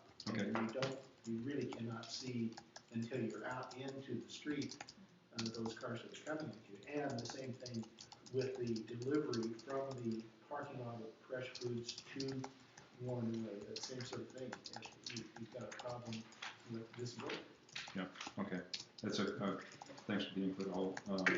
continuous conversation the chief and I will have with the managers of Fresh Foods. They're very amenable to us continuously improving their operational performance here, so I appreciate that input. I mean, it seems to me like there's, maybe in peak season, it's not that way, but it seems to me like they have a lot of space for delivery in the parking lot. You know. They certainly designed it for that, Yeah. and so there's it's, you know, it begs the question is why aren't they pulling in and unloading the parking lot? Because they're big trucks. They don't feel they have to. Right, well, it's, you know, that could be a direct request from their managers at Fresh Foods to have them do that. So it's just a conversation you need to have. Okay, I don't think we don't need to. There's no action there, it's just primarily information. It's all information, and I appreciate the feedback, Hank. I'll definitely work with the chief and try and talk to them some more about their employee parking there and the delivery trucks. The next area is the parking for the farmer's market, and as the vice chair and secretary of the farmer's market committee, I'm going to excuse myself during that part of the discussion and ask Mr. Johnson to take over for just that one. So the recommendation we have here is to move the entire operation of the farmer's market to the lower parking lot on the Tuesdays when the farmer's market is in operation. And let's see, was that it, or was that another issue? RV lines. Oh, the RV lines. Making them brighter and bigger. Yeah, you have two items here. You have repainting the lines for the RV spots and then moving the farmer's market entirely to the lower lot. So those are the two issues we have, and staff's recommendation after evaluating it was to do both. Why? Why move the farmer's market to one level? This came from the farmer's market manager. And after several years of operation, what they found is that with splitting the function between the upper lot and lower lot, the activities up here sometimes are not noticed by the attendees or the visitors to the farmer's market on the lower level. Oh. And there's also a functionality performance piece of that in terms of getting utilities and service to the food vendors. Is that they determined a layout that can make that operate more efficiently in just a long linear process from Gower to Evergreen. Okay. So that's her recommendation, and after the board looked at it, they came to Mark with that as a recommendation. And what about why you want to make the better, brighter lines on the RV? What's wrong with the ones? We have a issue with four-wheel vehicles parking there and claiming they couldn't read, didn't see it when they came in from one direction. Right now they're signed on the Hemlock Street side. All we do is put RV parking on both sides. It's because it's a straight through shop. Yeah, see, I guess the reason I have a problem with that is because I really think there shouldn't be RV parking.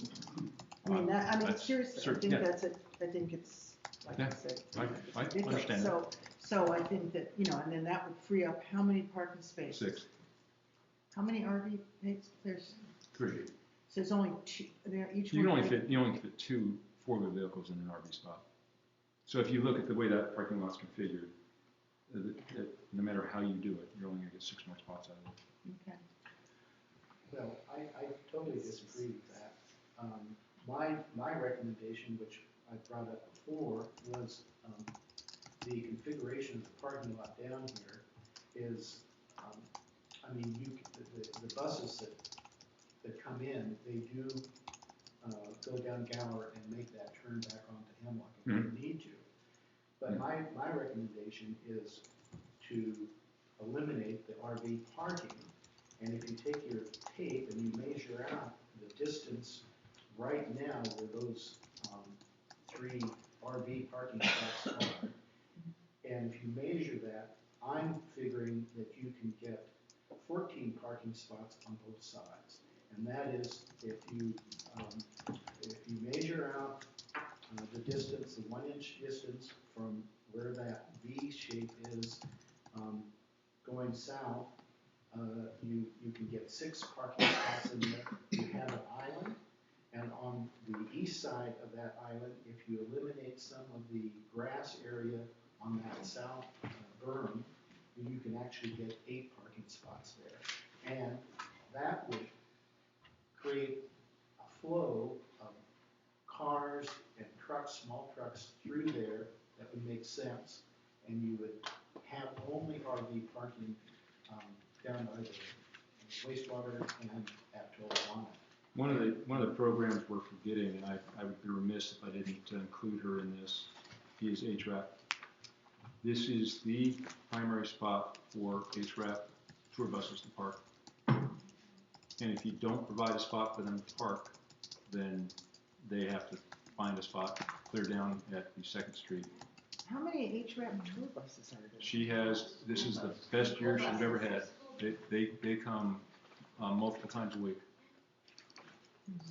School buses. Yes, school buses. Yeah. Right. Well, school buses.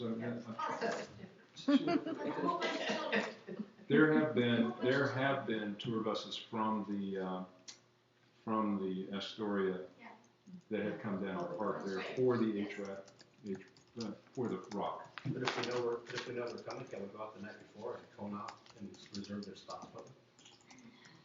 Yeah. Not in the configuration that Commissioner is talking about, no.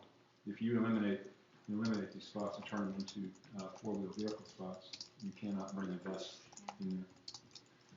I'm not an advocate of doing that. I see the large vehicle. I mean, right now, it's just not really being utilized.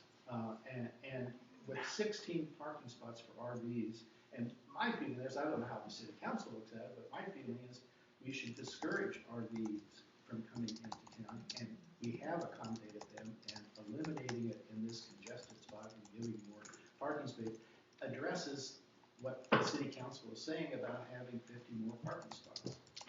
And I think, I'm all for our school buses coming in with HRAP tourists. I don't think that that's a justification for continuing to have RV parking in Midtown.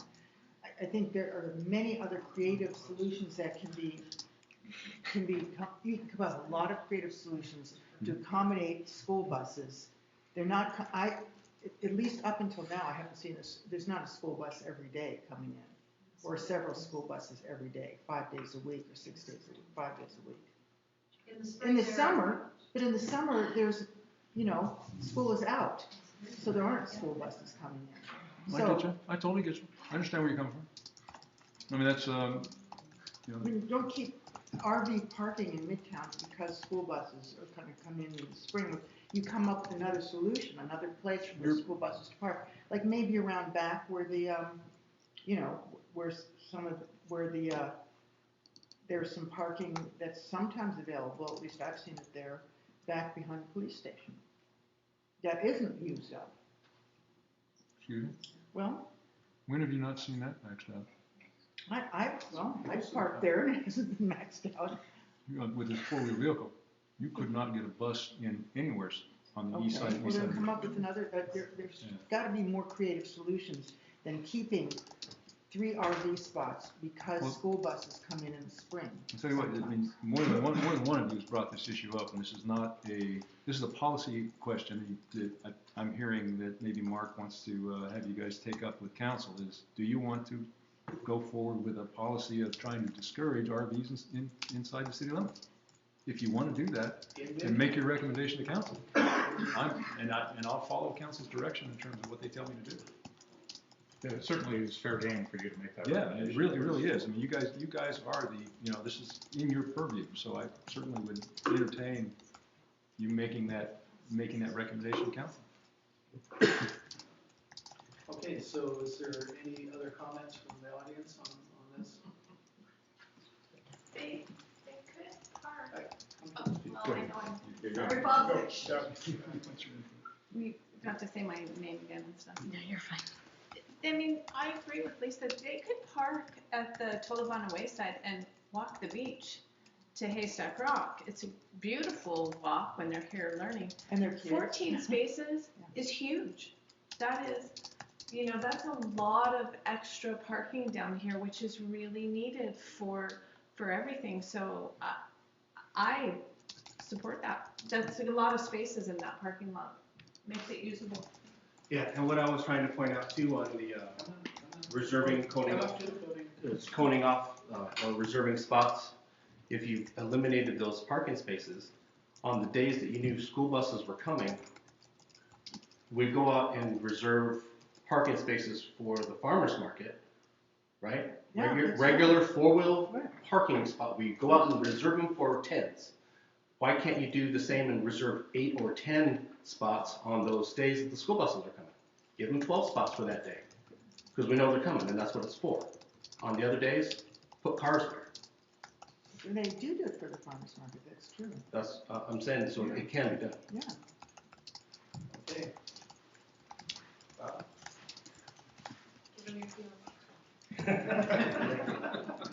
Bob Lundy, P.O. Box 1357, Cannon Beach.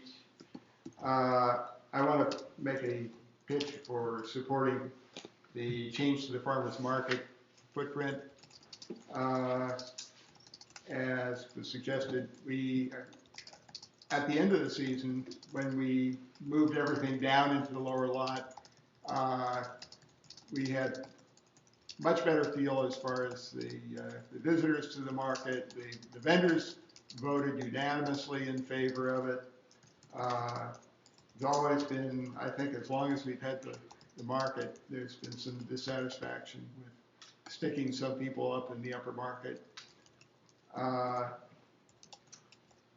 Part of this reorganization is that we would take over those 3 parking spaces that have been RV spaces on a regular basis for the whole market time.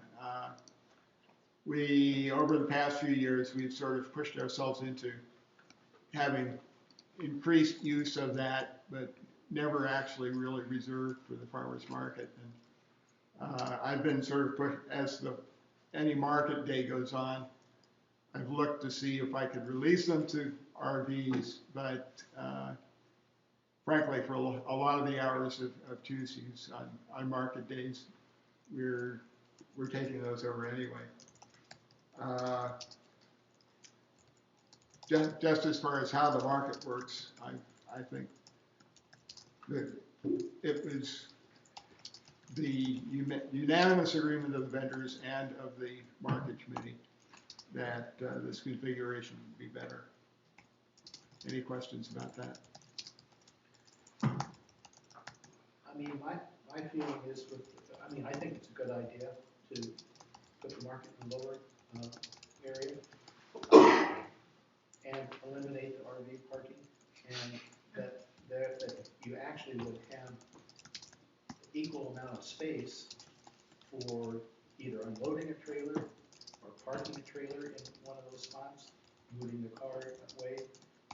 The only question I had was the upper parking lot, if it's not there, how do the cars that come in get out of that parking lot? They'd have to come out on Gower Street. So, We'd have it back. but I mean, Yeah. that's very Okay, possible. good point. I mean, One thing I that think we, from a safety point, if you're backing out, that's going to be a when, real. But aren't those mostly employees who park in that? Well, no, No? They're employees and people who come to the city hall on business Oh, too. okay. Employees But you are, can't do it tourists, yeah. yeah. Hank, to answer at least a part of your question, the Farmers Market Committee discussed having a conversation with the city. I'm not sure whether that would be with Dan or whom exactly, to give up those reserved parking spaces that Mr. Giguere has mentioned that we've been coning off, and to have the vendors and 1 or 2 parking spaces maybe for volunteers up in the upper market that's been, well, in this out here. We're not proposing that at this point, but I think that would probably take care of that problem. Be people who would at least get used to how to maneuver in there. Well, I mean, the other solution that seems available to you is that the new configuration with the parking lot that's back here has been proposed, that could be used because, right now, I've never seen, that whole lot full, and with the new The configuration. one back here? No, the one over here, back here. It's full every day. Oh, that's right. Yeah, Yeah, that the long-term solution for Yeah. more parking there, that would be a place that the vendors could actually. sure. I mean, if that were okay with the city, that, as I said, that's a discussion that the committee at least hasn't had yet. But any further comments or questions? Thank you. I have one more comment.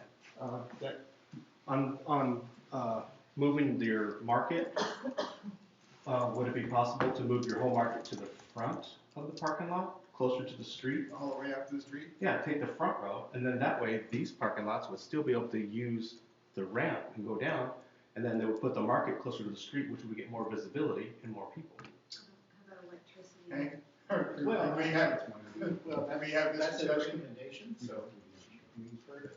But I don't think that. I can answer that if you'd like.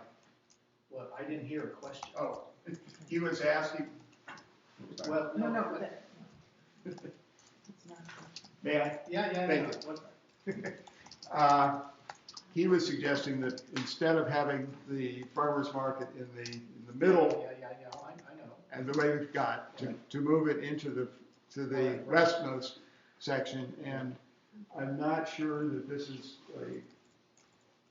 what ought to be driving it, but, I don't think that there's any access to electric power.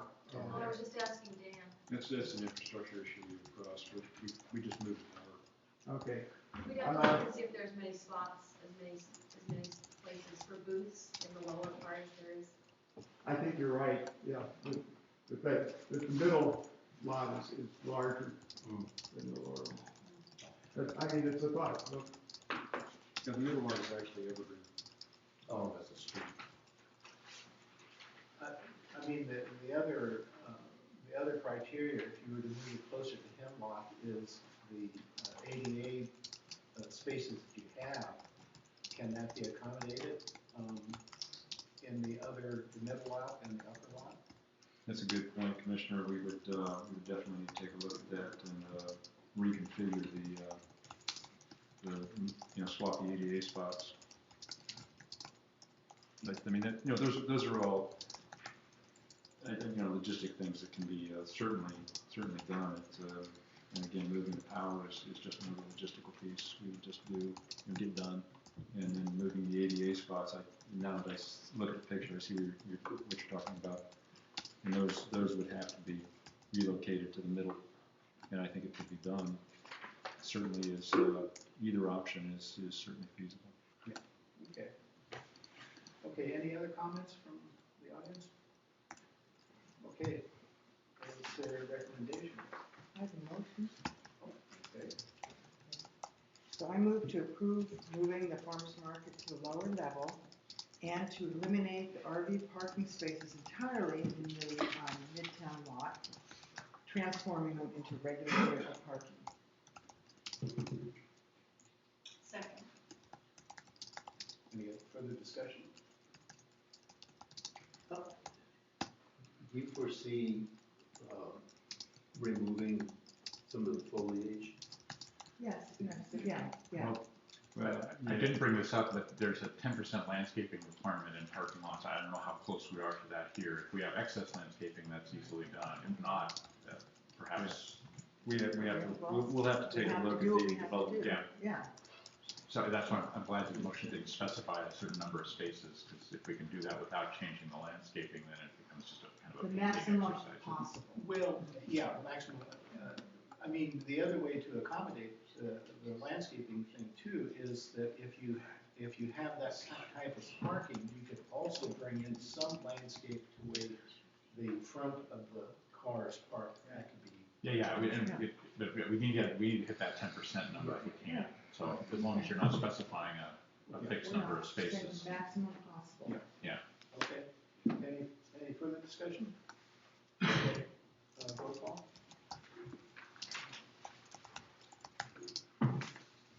Commissioner Bennett, Yes. Commissioner Kerr, Yes. Commissioner Johnson, Yes. Commissioner Burnt, Yes. Commissioner Risley. Yes. Back up.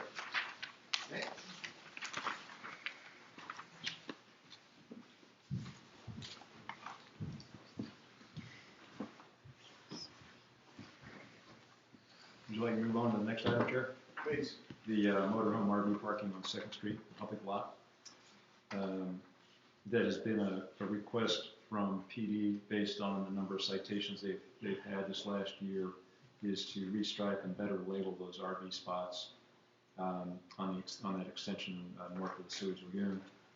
That it won't change the net number. We'll just better visibility, larger font size and text on the pavement, so that there's no question as to what those spots are for and where they're to park. So that's basically all the improvements we're recommending there. Dan, could you tell me what an RV is? I'm not sure I understand the question. Well- I'm not being smart. I'm not sure where you're going with Well, that. if I have a four-wheel drive vehicle, Mhm. If you have a sliding camper, it all depends on the length. If you have a sliding camper that fits within the bed of the truck, it's still classified as a four-wheel vehicle truck size. The minute you start extending beyond 10 feet of a sliding camper, you're into the RV length. So is it's that the all. popular, that's not the popular notion of an RV. Anything that is a recreational vehicle that can be lived in temporarily is the definition of an RV. VW van then. Now, that's the definition of an RV. For us, if the vehicle does not fit within a normal parking space, meaning the vehicle is extended in length to accommodate the recreational aspect of the vehicle. You gonna write that out on the pavement? No, this is RVs parking. So if you are Chief, help me out here. If I'm a VW. You're doing great, Dan. If I'm a VW camper van and I park in the RV spot, am I gonna get cited? Yes. Okay. It says 14 feet, I think, I believe it's. Thanks, Chief. 13. Oh, Thanks so for it's- really bailing me out here. All right. So it's 14 feet is the technical. I believe so, yeah. Yeah. It's a lane. Okay. Yeah, it does say it on there. The ordinance enforcement guy right there. Thanks, Chief. So then, does that change if you have an RV that's 30 feet long and then they have a trailer behind it? And is there an excessive amount if you can't park in that space? Oh, of course, I mean, you have to fit in the distance there, but the main complaint that we're getting is cars that are parking, they're saying, well, it wasn't clearly marked. And then you'll get one car that parks there, and another car will say, well, if they're parked there, I can park there. And it just goes down the line, and that's what happens a lot during the summer. Especially down there, is it's just not clearly marked.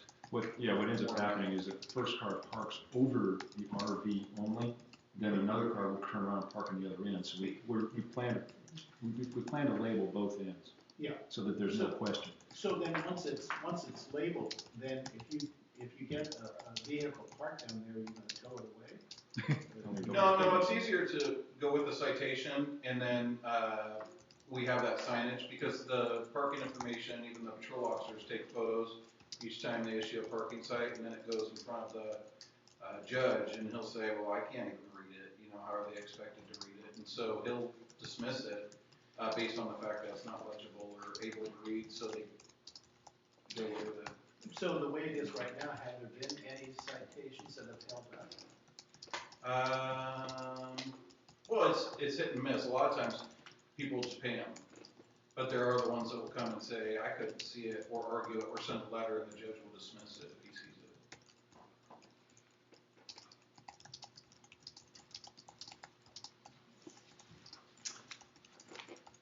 All right, that one does not require any of your action, other than just to let you know that that's a planned maintenance activity that we will do.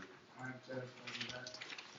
All right, the Elk Creek Road on-street parking. Now, here's one in thinking about. Actually, That's right, you already did the West Second yeah, Street. Elk Creek Road on-street parking between Elkland and the Public Works Yard. Think about where the substation is, the power substation is on Elk Creek Road. This is an area. Did I miss one? Wait. He did before. He held that onto the, I believe onto just south of Oh, West Second Street? West Oh, Second. okay, excuse me, all right, I apologize, I jumped ahead of one. Oh, I'm sorry. Yes, Yeah, no, yes, I was- well, I this was is that, mistaken. I this was is the thinking whole this was the one tied into by the the, Parks Master Plan. West Second Street, Thank you. think about the, where everybody walks to see the sunset, yeah, and the dead ends right there. This is a section that is going to be in the Parks Master Plan as a proposed enhancement at the end, is a micro park at the very end of it. When we do that, in conjunction with that project, we would like to turn this block into a parking lot and reconfigure the way it's done right now. Right now, it's parallel parking on both sides, and what we would do is reconfigure it so that there's parking on the south side only, nose in. And the street then becomes a one-way, basically a parking lot with a driveway entrance. And what we put right there at Larch and Second is either a micro, very, very micro roundabout, or we're still designing that piece of it, or we put in an extended, right there at the intersection of Second, west side of Second Street intersection, we would extend out basically a portable planter strip, plants and pots, to create a barricade for the head-in parking that would nose into the hotel side of the parking lot. And then there would be a stop sign for traffic going out of the parking lot. The sign would be posted right there, no RVs. So, you know, for, well, probably 2 decades now, there's been a lot of discussion about building the plaza there. Yes, oh yes. And There's been multiple demands. so the hotel owners were totally against it. Yes. So, This has been proposed by one of the hotel owners, by the way. okay, so then there is enough room that if you do the nose, I mean, if you do that type of parking, that you can actually turn around? Yeah, and that's what we looked at, Commissioner, was we wanted to make sure you could do a 3-point turn, pull in, back out, and pull out. So you could, pull in and then back out the same way and then go. And yes, there's enough room if you eliminate parking on the north side. And the number of net spots gained is 1. Well, In conjunction with, now, let's extend out over. well, Cantilever. now, Well, I had suggested that. that's the narrow view of this particular project.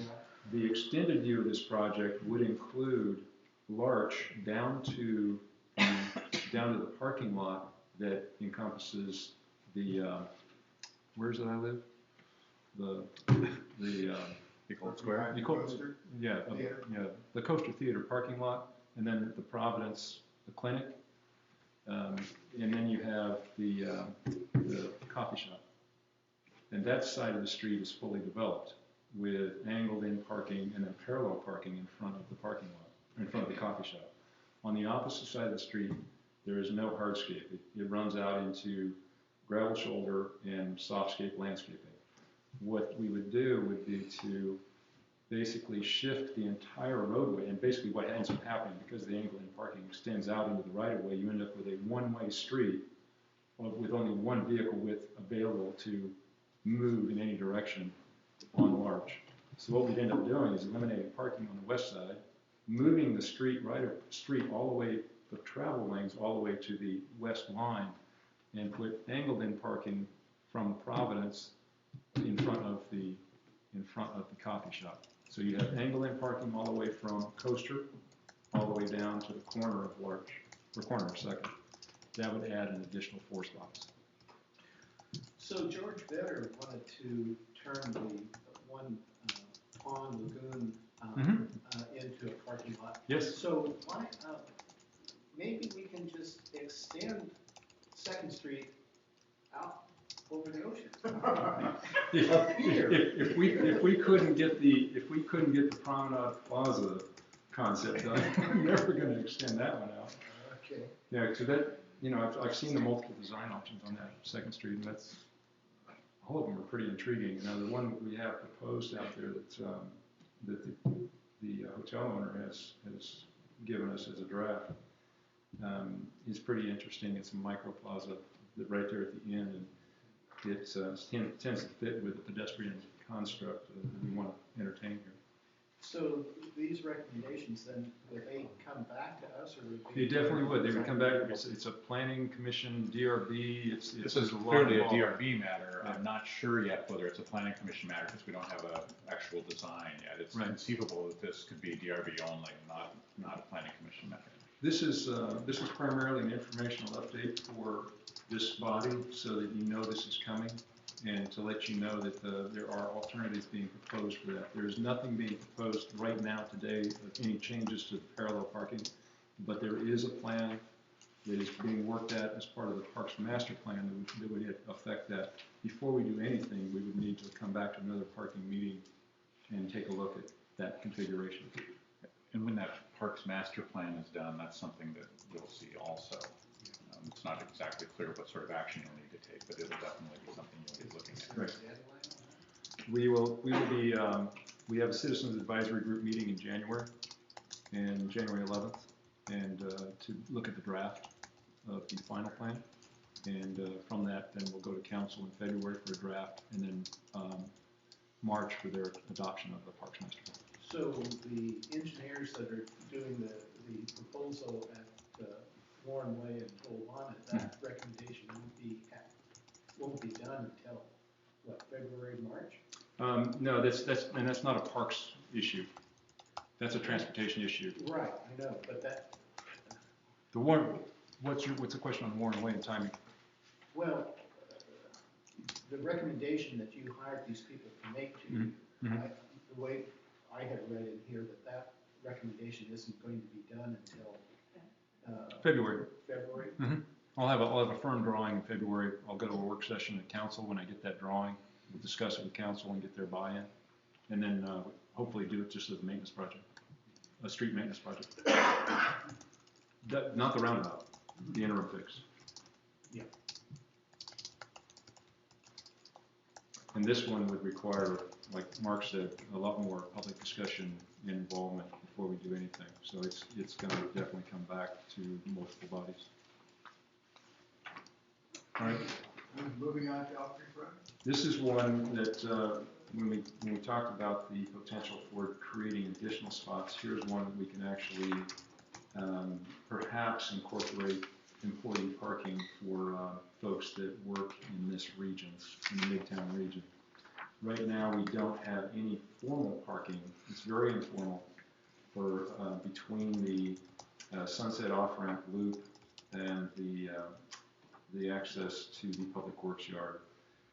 It's a little bit complicated in there in that part of that street frontage is in front of the switch yard for Bonneville Power, Pacific Power's switch yard where Bonneville Power comes in. And we can't park, we need to make sure that their access to the maintenance on that facility is left open. But there is a potential that we could develop parallel parking or even angled in parking if you want along that stretch of road. We would definitely need to work with the adjacent property owners. It would all be gravel. There would be no desire here to build any hardscape at this point in time, but it would be something that we could identify as very specific parking, including putting in bumpers and maybe marking and identifying as parking as such. But this would be within walking distance for establishments like the Pelican and the Surf Shop and those places that have businesses on Sunset. So on this drawing, the white lines, is that how far out the? No. Don't rely on the white lines. That's representative of the width of the right-of-way that exists, and position on the paper relative to what's there is sometimes off by as much as 10, 15 to 20 feet. Oh, okay, so we're really looking at more space on the south side of Elk Creek. Yes, you actually, so in placement of the existing asphalt within that right-of-way, I'm not exactly clear. We would have to have it surveyed and identify exactly where the property boundaries are. But what you're looking at is a representative width of a 50-foot right-of-way.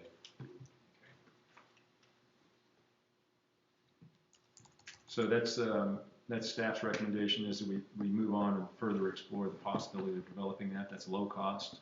I think it's that's an easy win to formalize that and then work with employers that are in the Sunset Corridor here to identify those potential employee spot parking. Now, the school buses do pull into the driveway access for the substation, and that's where they load and unload for students in the Elk Drive area. So, and then I also see parents, that's where they stop and pick up their kids to pick them up sometimes. So, and then the Loop bus stop is in front of, it was adjacent to the RV park driveway, that they make a turn on the north side of the street, so it would not impact the Loop bus function at all. On that lower picture, you can see the substation on the left, and this is looking west towards the intersection of the Sunset off-ramp.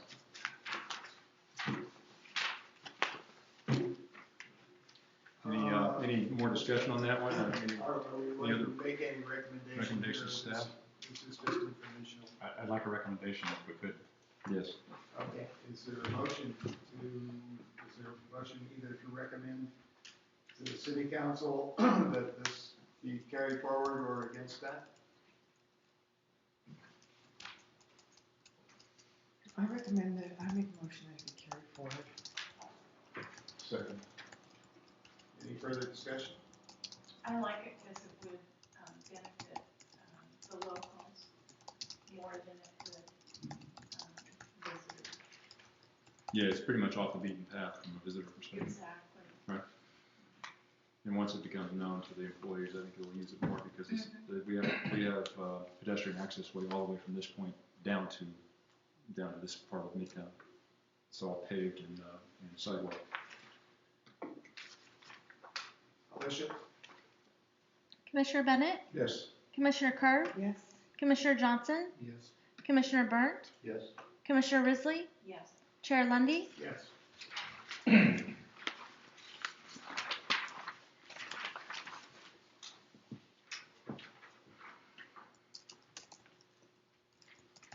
10-minute parking at the Spruce Street restaurant is one of the issues I think that's popped up this summer. Chief, you can help me out on this one. I think the parking aides identified the fact that the 10-minute parking paint and labeling was not easily identified. And a lot of the citations and issues that came up with that was primarily because of that. We got on it late because of weather and didn't get to it until late in the season. And so I think some of the early citations were primarily a direct result of the fact that the 10-minute wait space logos and paint were not easily identified. There are 6 spots right now. You have 2 right across from the visitor center. You have 2 on Spruce Street, and you have 2 in the parking lot adjacent to the ADA spots. One of the suggestions that came out of the parking aids this summer was to provide additional 10-minute parking. I'll take a neutral stance on this one. We do have 6, and we do have 2 ADA spots. If this body has any recommendations based on their experiences down there and based on any input from visitors, we certainly could increase the number, but it would decrease the number of regular parking spots that are there. 10-minute parking is a premium around the restaurant. It's and I totally appreciate it. And I travel with my wife. Yes. Some people might prefer 15 minutes. And I totally get that. Yeah, I for one have to move. Yeah. Right. We're gonna keep the information patrol people busy.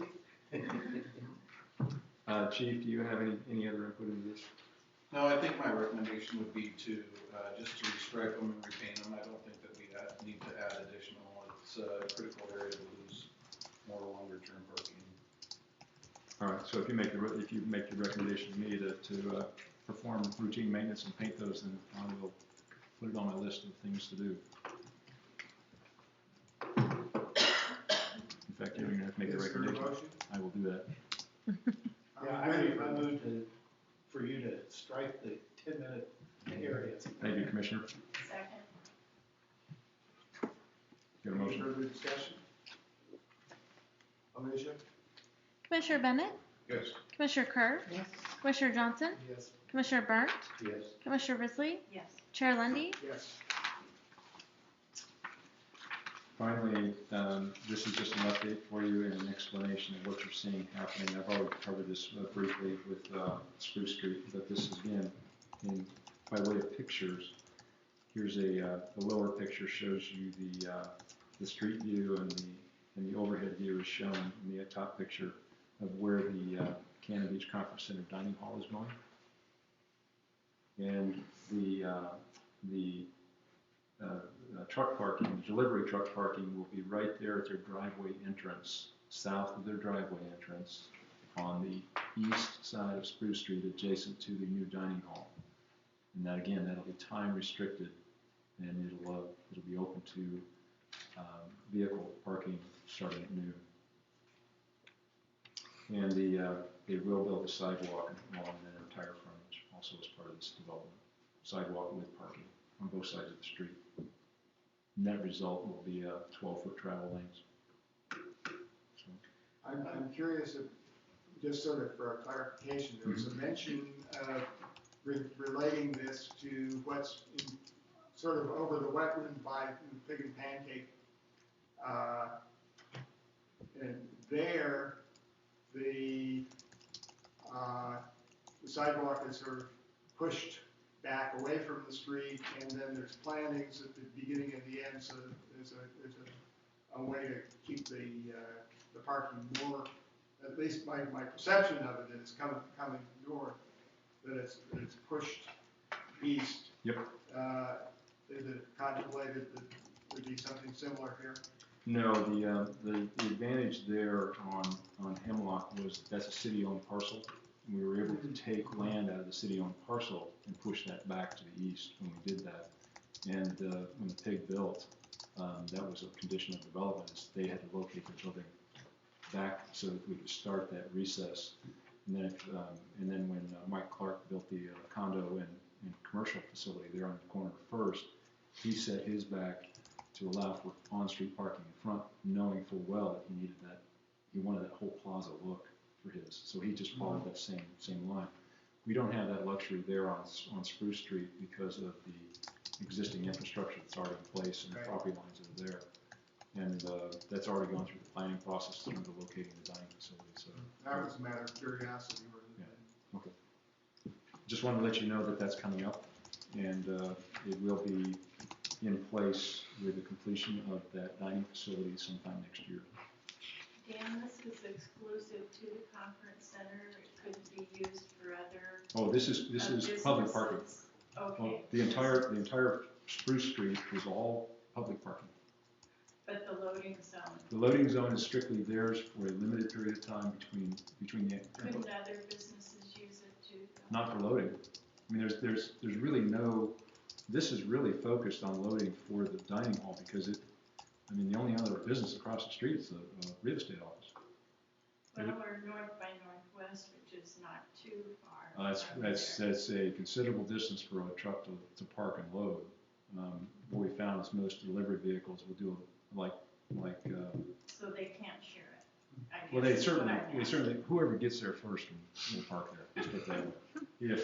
If FedEx or Brown gets there and wants to park there and use it, they'll park and use it, and then then the IGA grocer will just wait until he has time, has a spot open. My only concern is the same thing that we addressed at Sunset and at Tolovana, and that is that if you have trucks parked there, if you're coming out of the conference center parking area, making a left turn south, you're not going to be able to see. Well, actually, it won't be that bad, Commissioner. I think when you come out of the driveway, this is actually going to be right where they're going to be parked is right from the stop sign heading north on Spruce. And so as you come up to the driveway and stop and look south, you're going to actually be able to see. It's a three-way intersection. You're going to be looking right at a car that's trying to go north. So you don't have that same configuration that we've got here and down at Tolovana.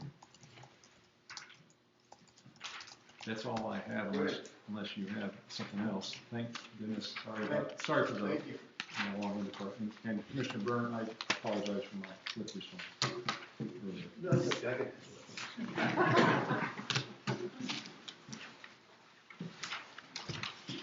it. Okay, let's see. Thanks,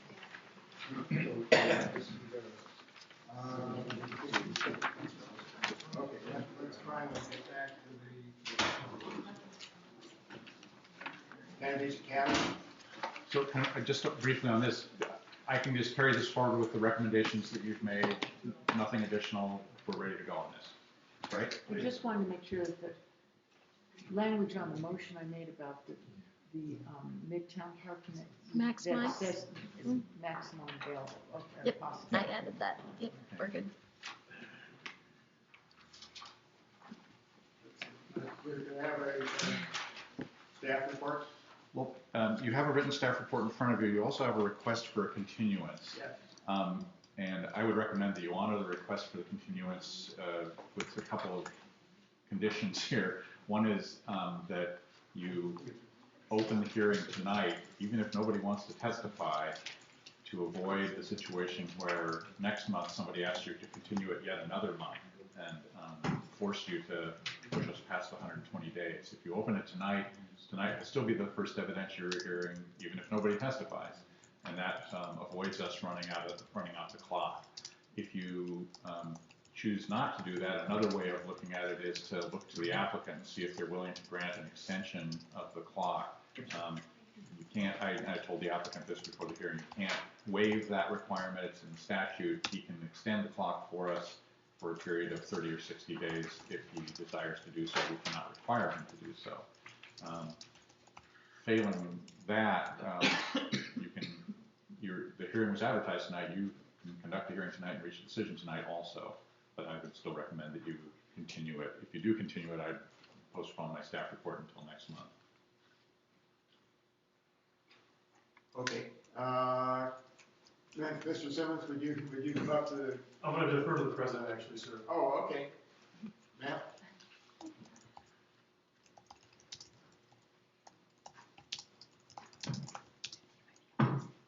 Kelly Dewey, PO Box 877. So, the board president for the Cannon Beach Academy. Last year we went through this process and we were gained approval. When we filed our request for this date today, we believed that we would have our final plans. Since that date, the landlord has raised a few issues that we are working through. It is unclear today what our exact footprint will look like for the building. But we are requesting to delay to January so that we can present the full plans. They may change from what we anticipated on presenting tonight. I want to stress that while it is unclear what our final footprint will be, it is clear that we will be in the building. So granting our request to delay 1 month will allow us to ensure we are presenting our final plans in January for you. And if we put off this discussion until next month, then do you agree to extend that 120 day? Mark may have to say what it is you would be agreeing to, so that we're not putting ourselves in a position of potentially running into the 120 day limit.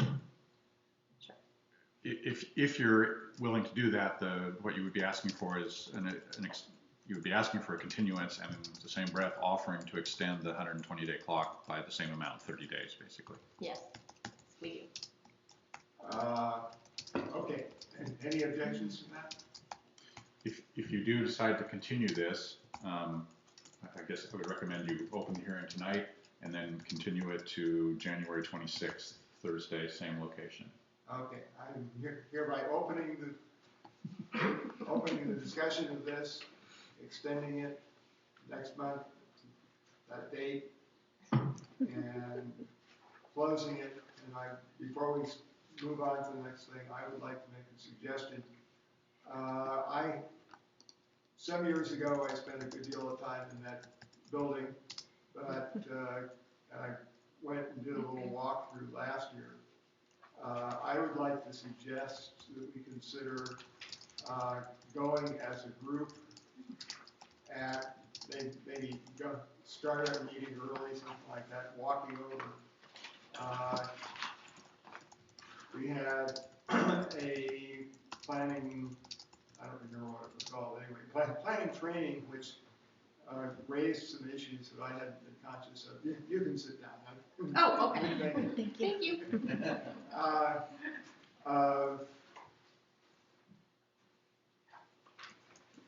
Some commissioners going and finding out things that other commissioners didn't know, and this kind of thing. And suggested that if we're going to go over and tour the place again, as I would like to do, that we do it as a group, and therefore that we do it either by coming in a little early or just let people know that the actual meeting won't start until later. You mean having a group site visit? A group site visit. Does that open up public?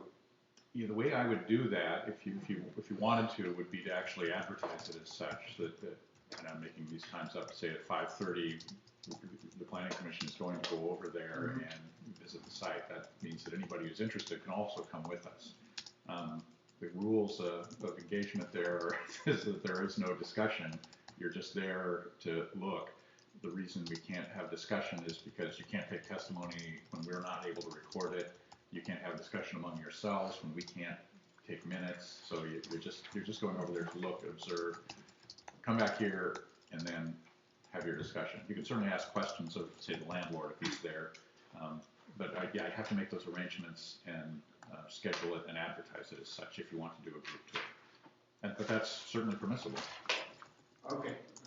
People have opinions about whether that's a good or bad idea?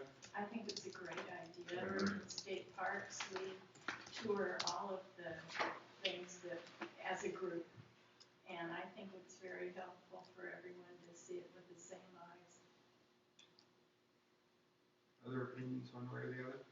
I mean, I'm very familiar with the building and the layout, and I certainly have other questions, so I definitely want this to be continued, whether or not I join on the visit. I'm not sure. Okay. Well, if you can't make the visit, it would not preclude you from participating.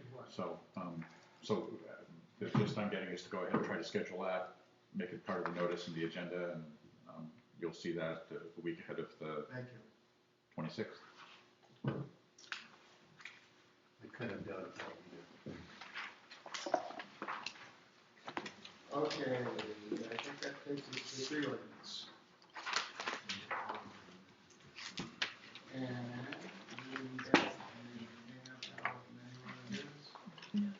After we notify, that's okay. So you're up to the tree ordinance now? Tree ordinance. On this one, you're reopening a hearing that was previously closed. So did you give them a script? Yes, I did. Okay. So yeah, look for a script there. I've gotten lost. What tab is it? 4. 4? Isn't this just about adding in the language about property owned by the city? Right, it's just that one issue? one amendment, but you had previously closed the hearing. So, so we re-advertised, and this is, we're treating it as the same matter, but you did close it, you're reopening it for tonight. And the issue is that if a tree is on city property, it should have to go through the same Yeah, it's that very narrow issue that you discussed. As streets in the right of way. Correct. Trees in the right of way. Yeah, and that's the language that I attempted to add in there. And just for clarification, I asked Mark about this. If you go to page 6 at the top, that same paragraph is there, except that it's got some language that we had adopted at an earlier meeting that's in italics but not highlighted. The notification shall also be posted on the city's website and on the bulletin board at City Hall. So we're not deleting that language in the process. It's still going to be there, along with the new or on property owned by the city. Is that clear? Yeah, I should say that this has sort of 3 types of type here for changes. There are italics, There is strike through, you've already dealt with those. And then there are the italics that are highlighted in yellow. That's the one thing that's new to you tonight. Yes. And then the paragraph that's affected is on the cover of the page, on the staff report also. It's really just in that one paragraph. Everything else you've already dealt with.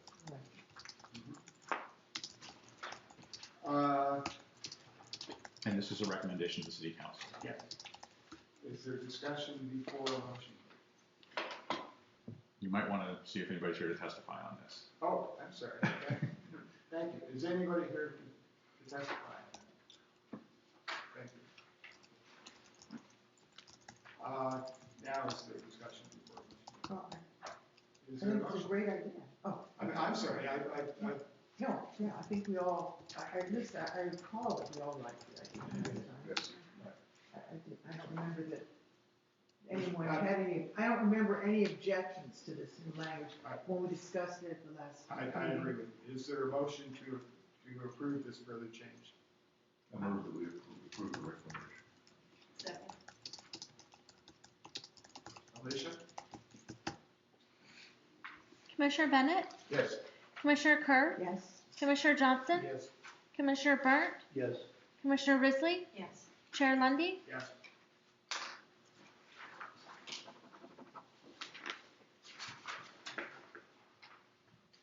Okay.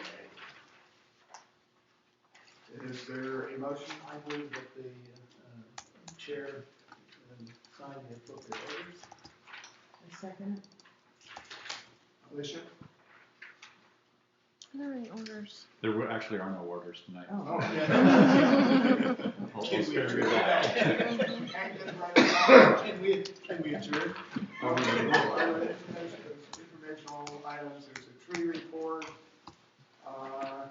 any ongoing planning items? Nothing we need to do tonight. I've been getting emails about a state planning organization having, training, I think I don't remember where in Salem, someplace south of here, in January. Yeah, it's Anything to tell us about that?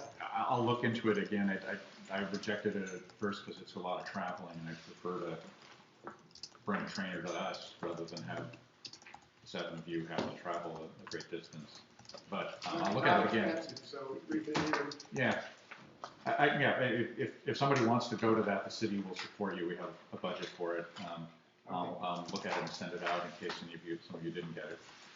Does that include vacation? It includes very Spartan lodging and minimal meals. Okay, we get to the order. Adjourned. Thank you very much, everybody. Wow.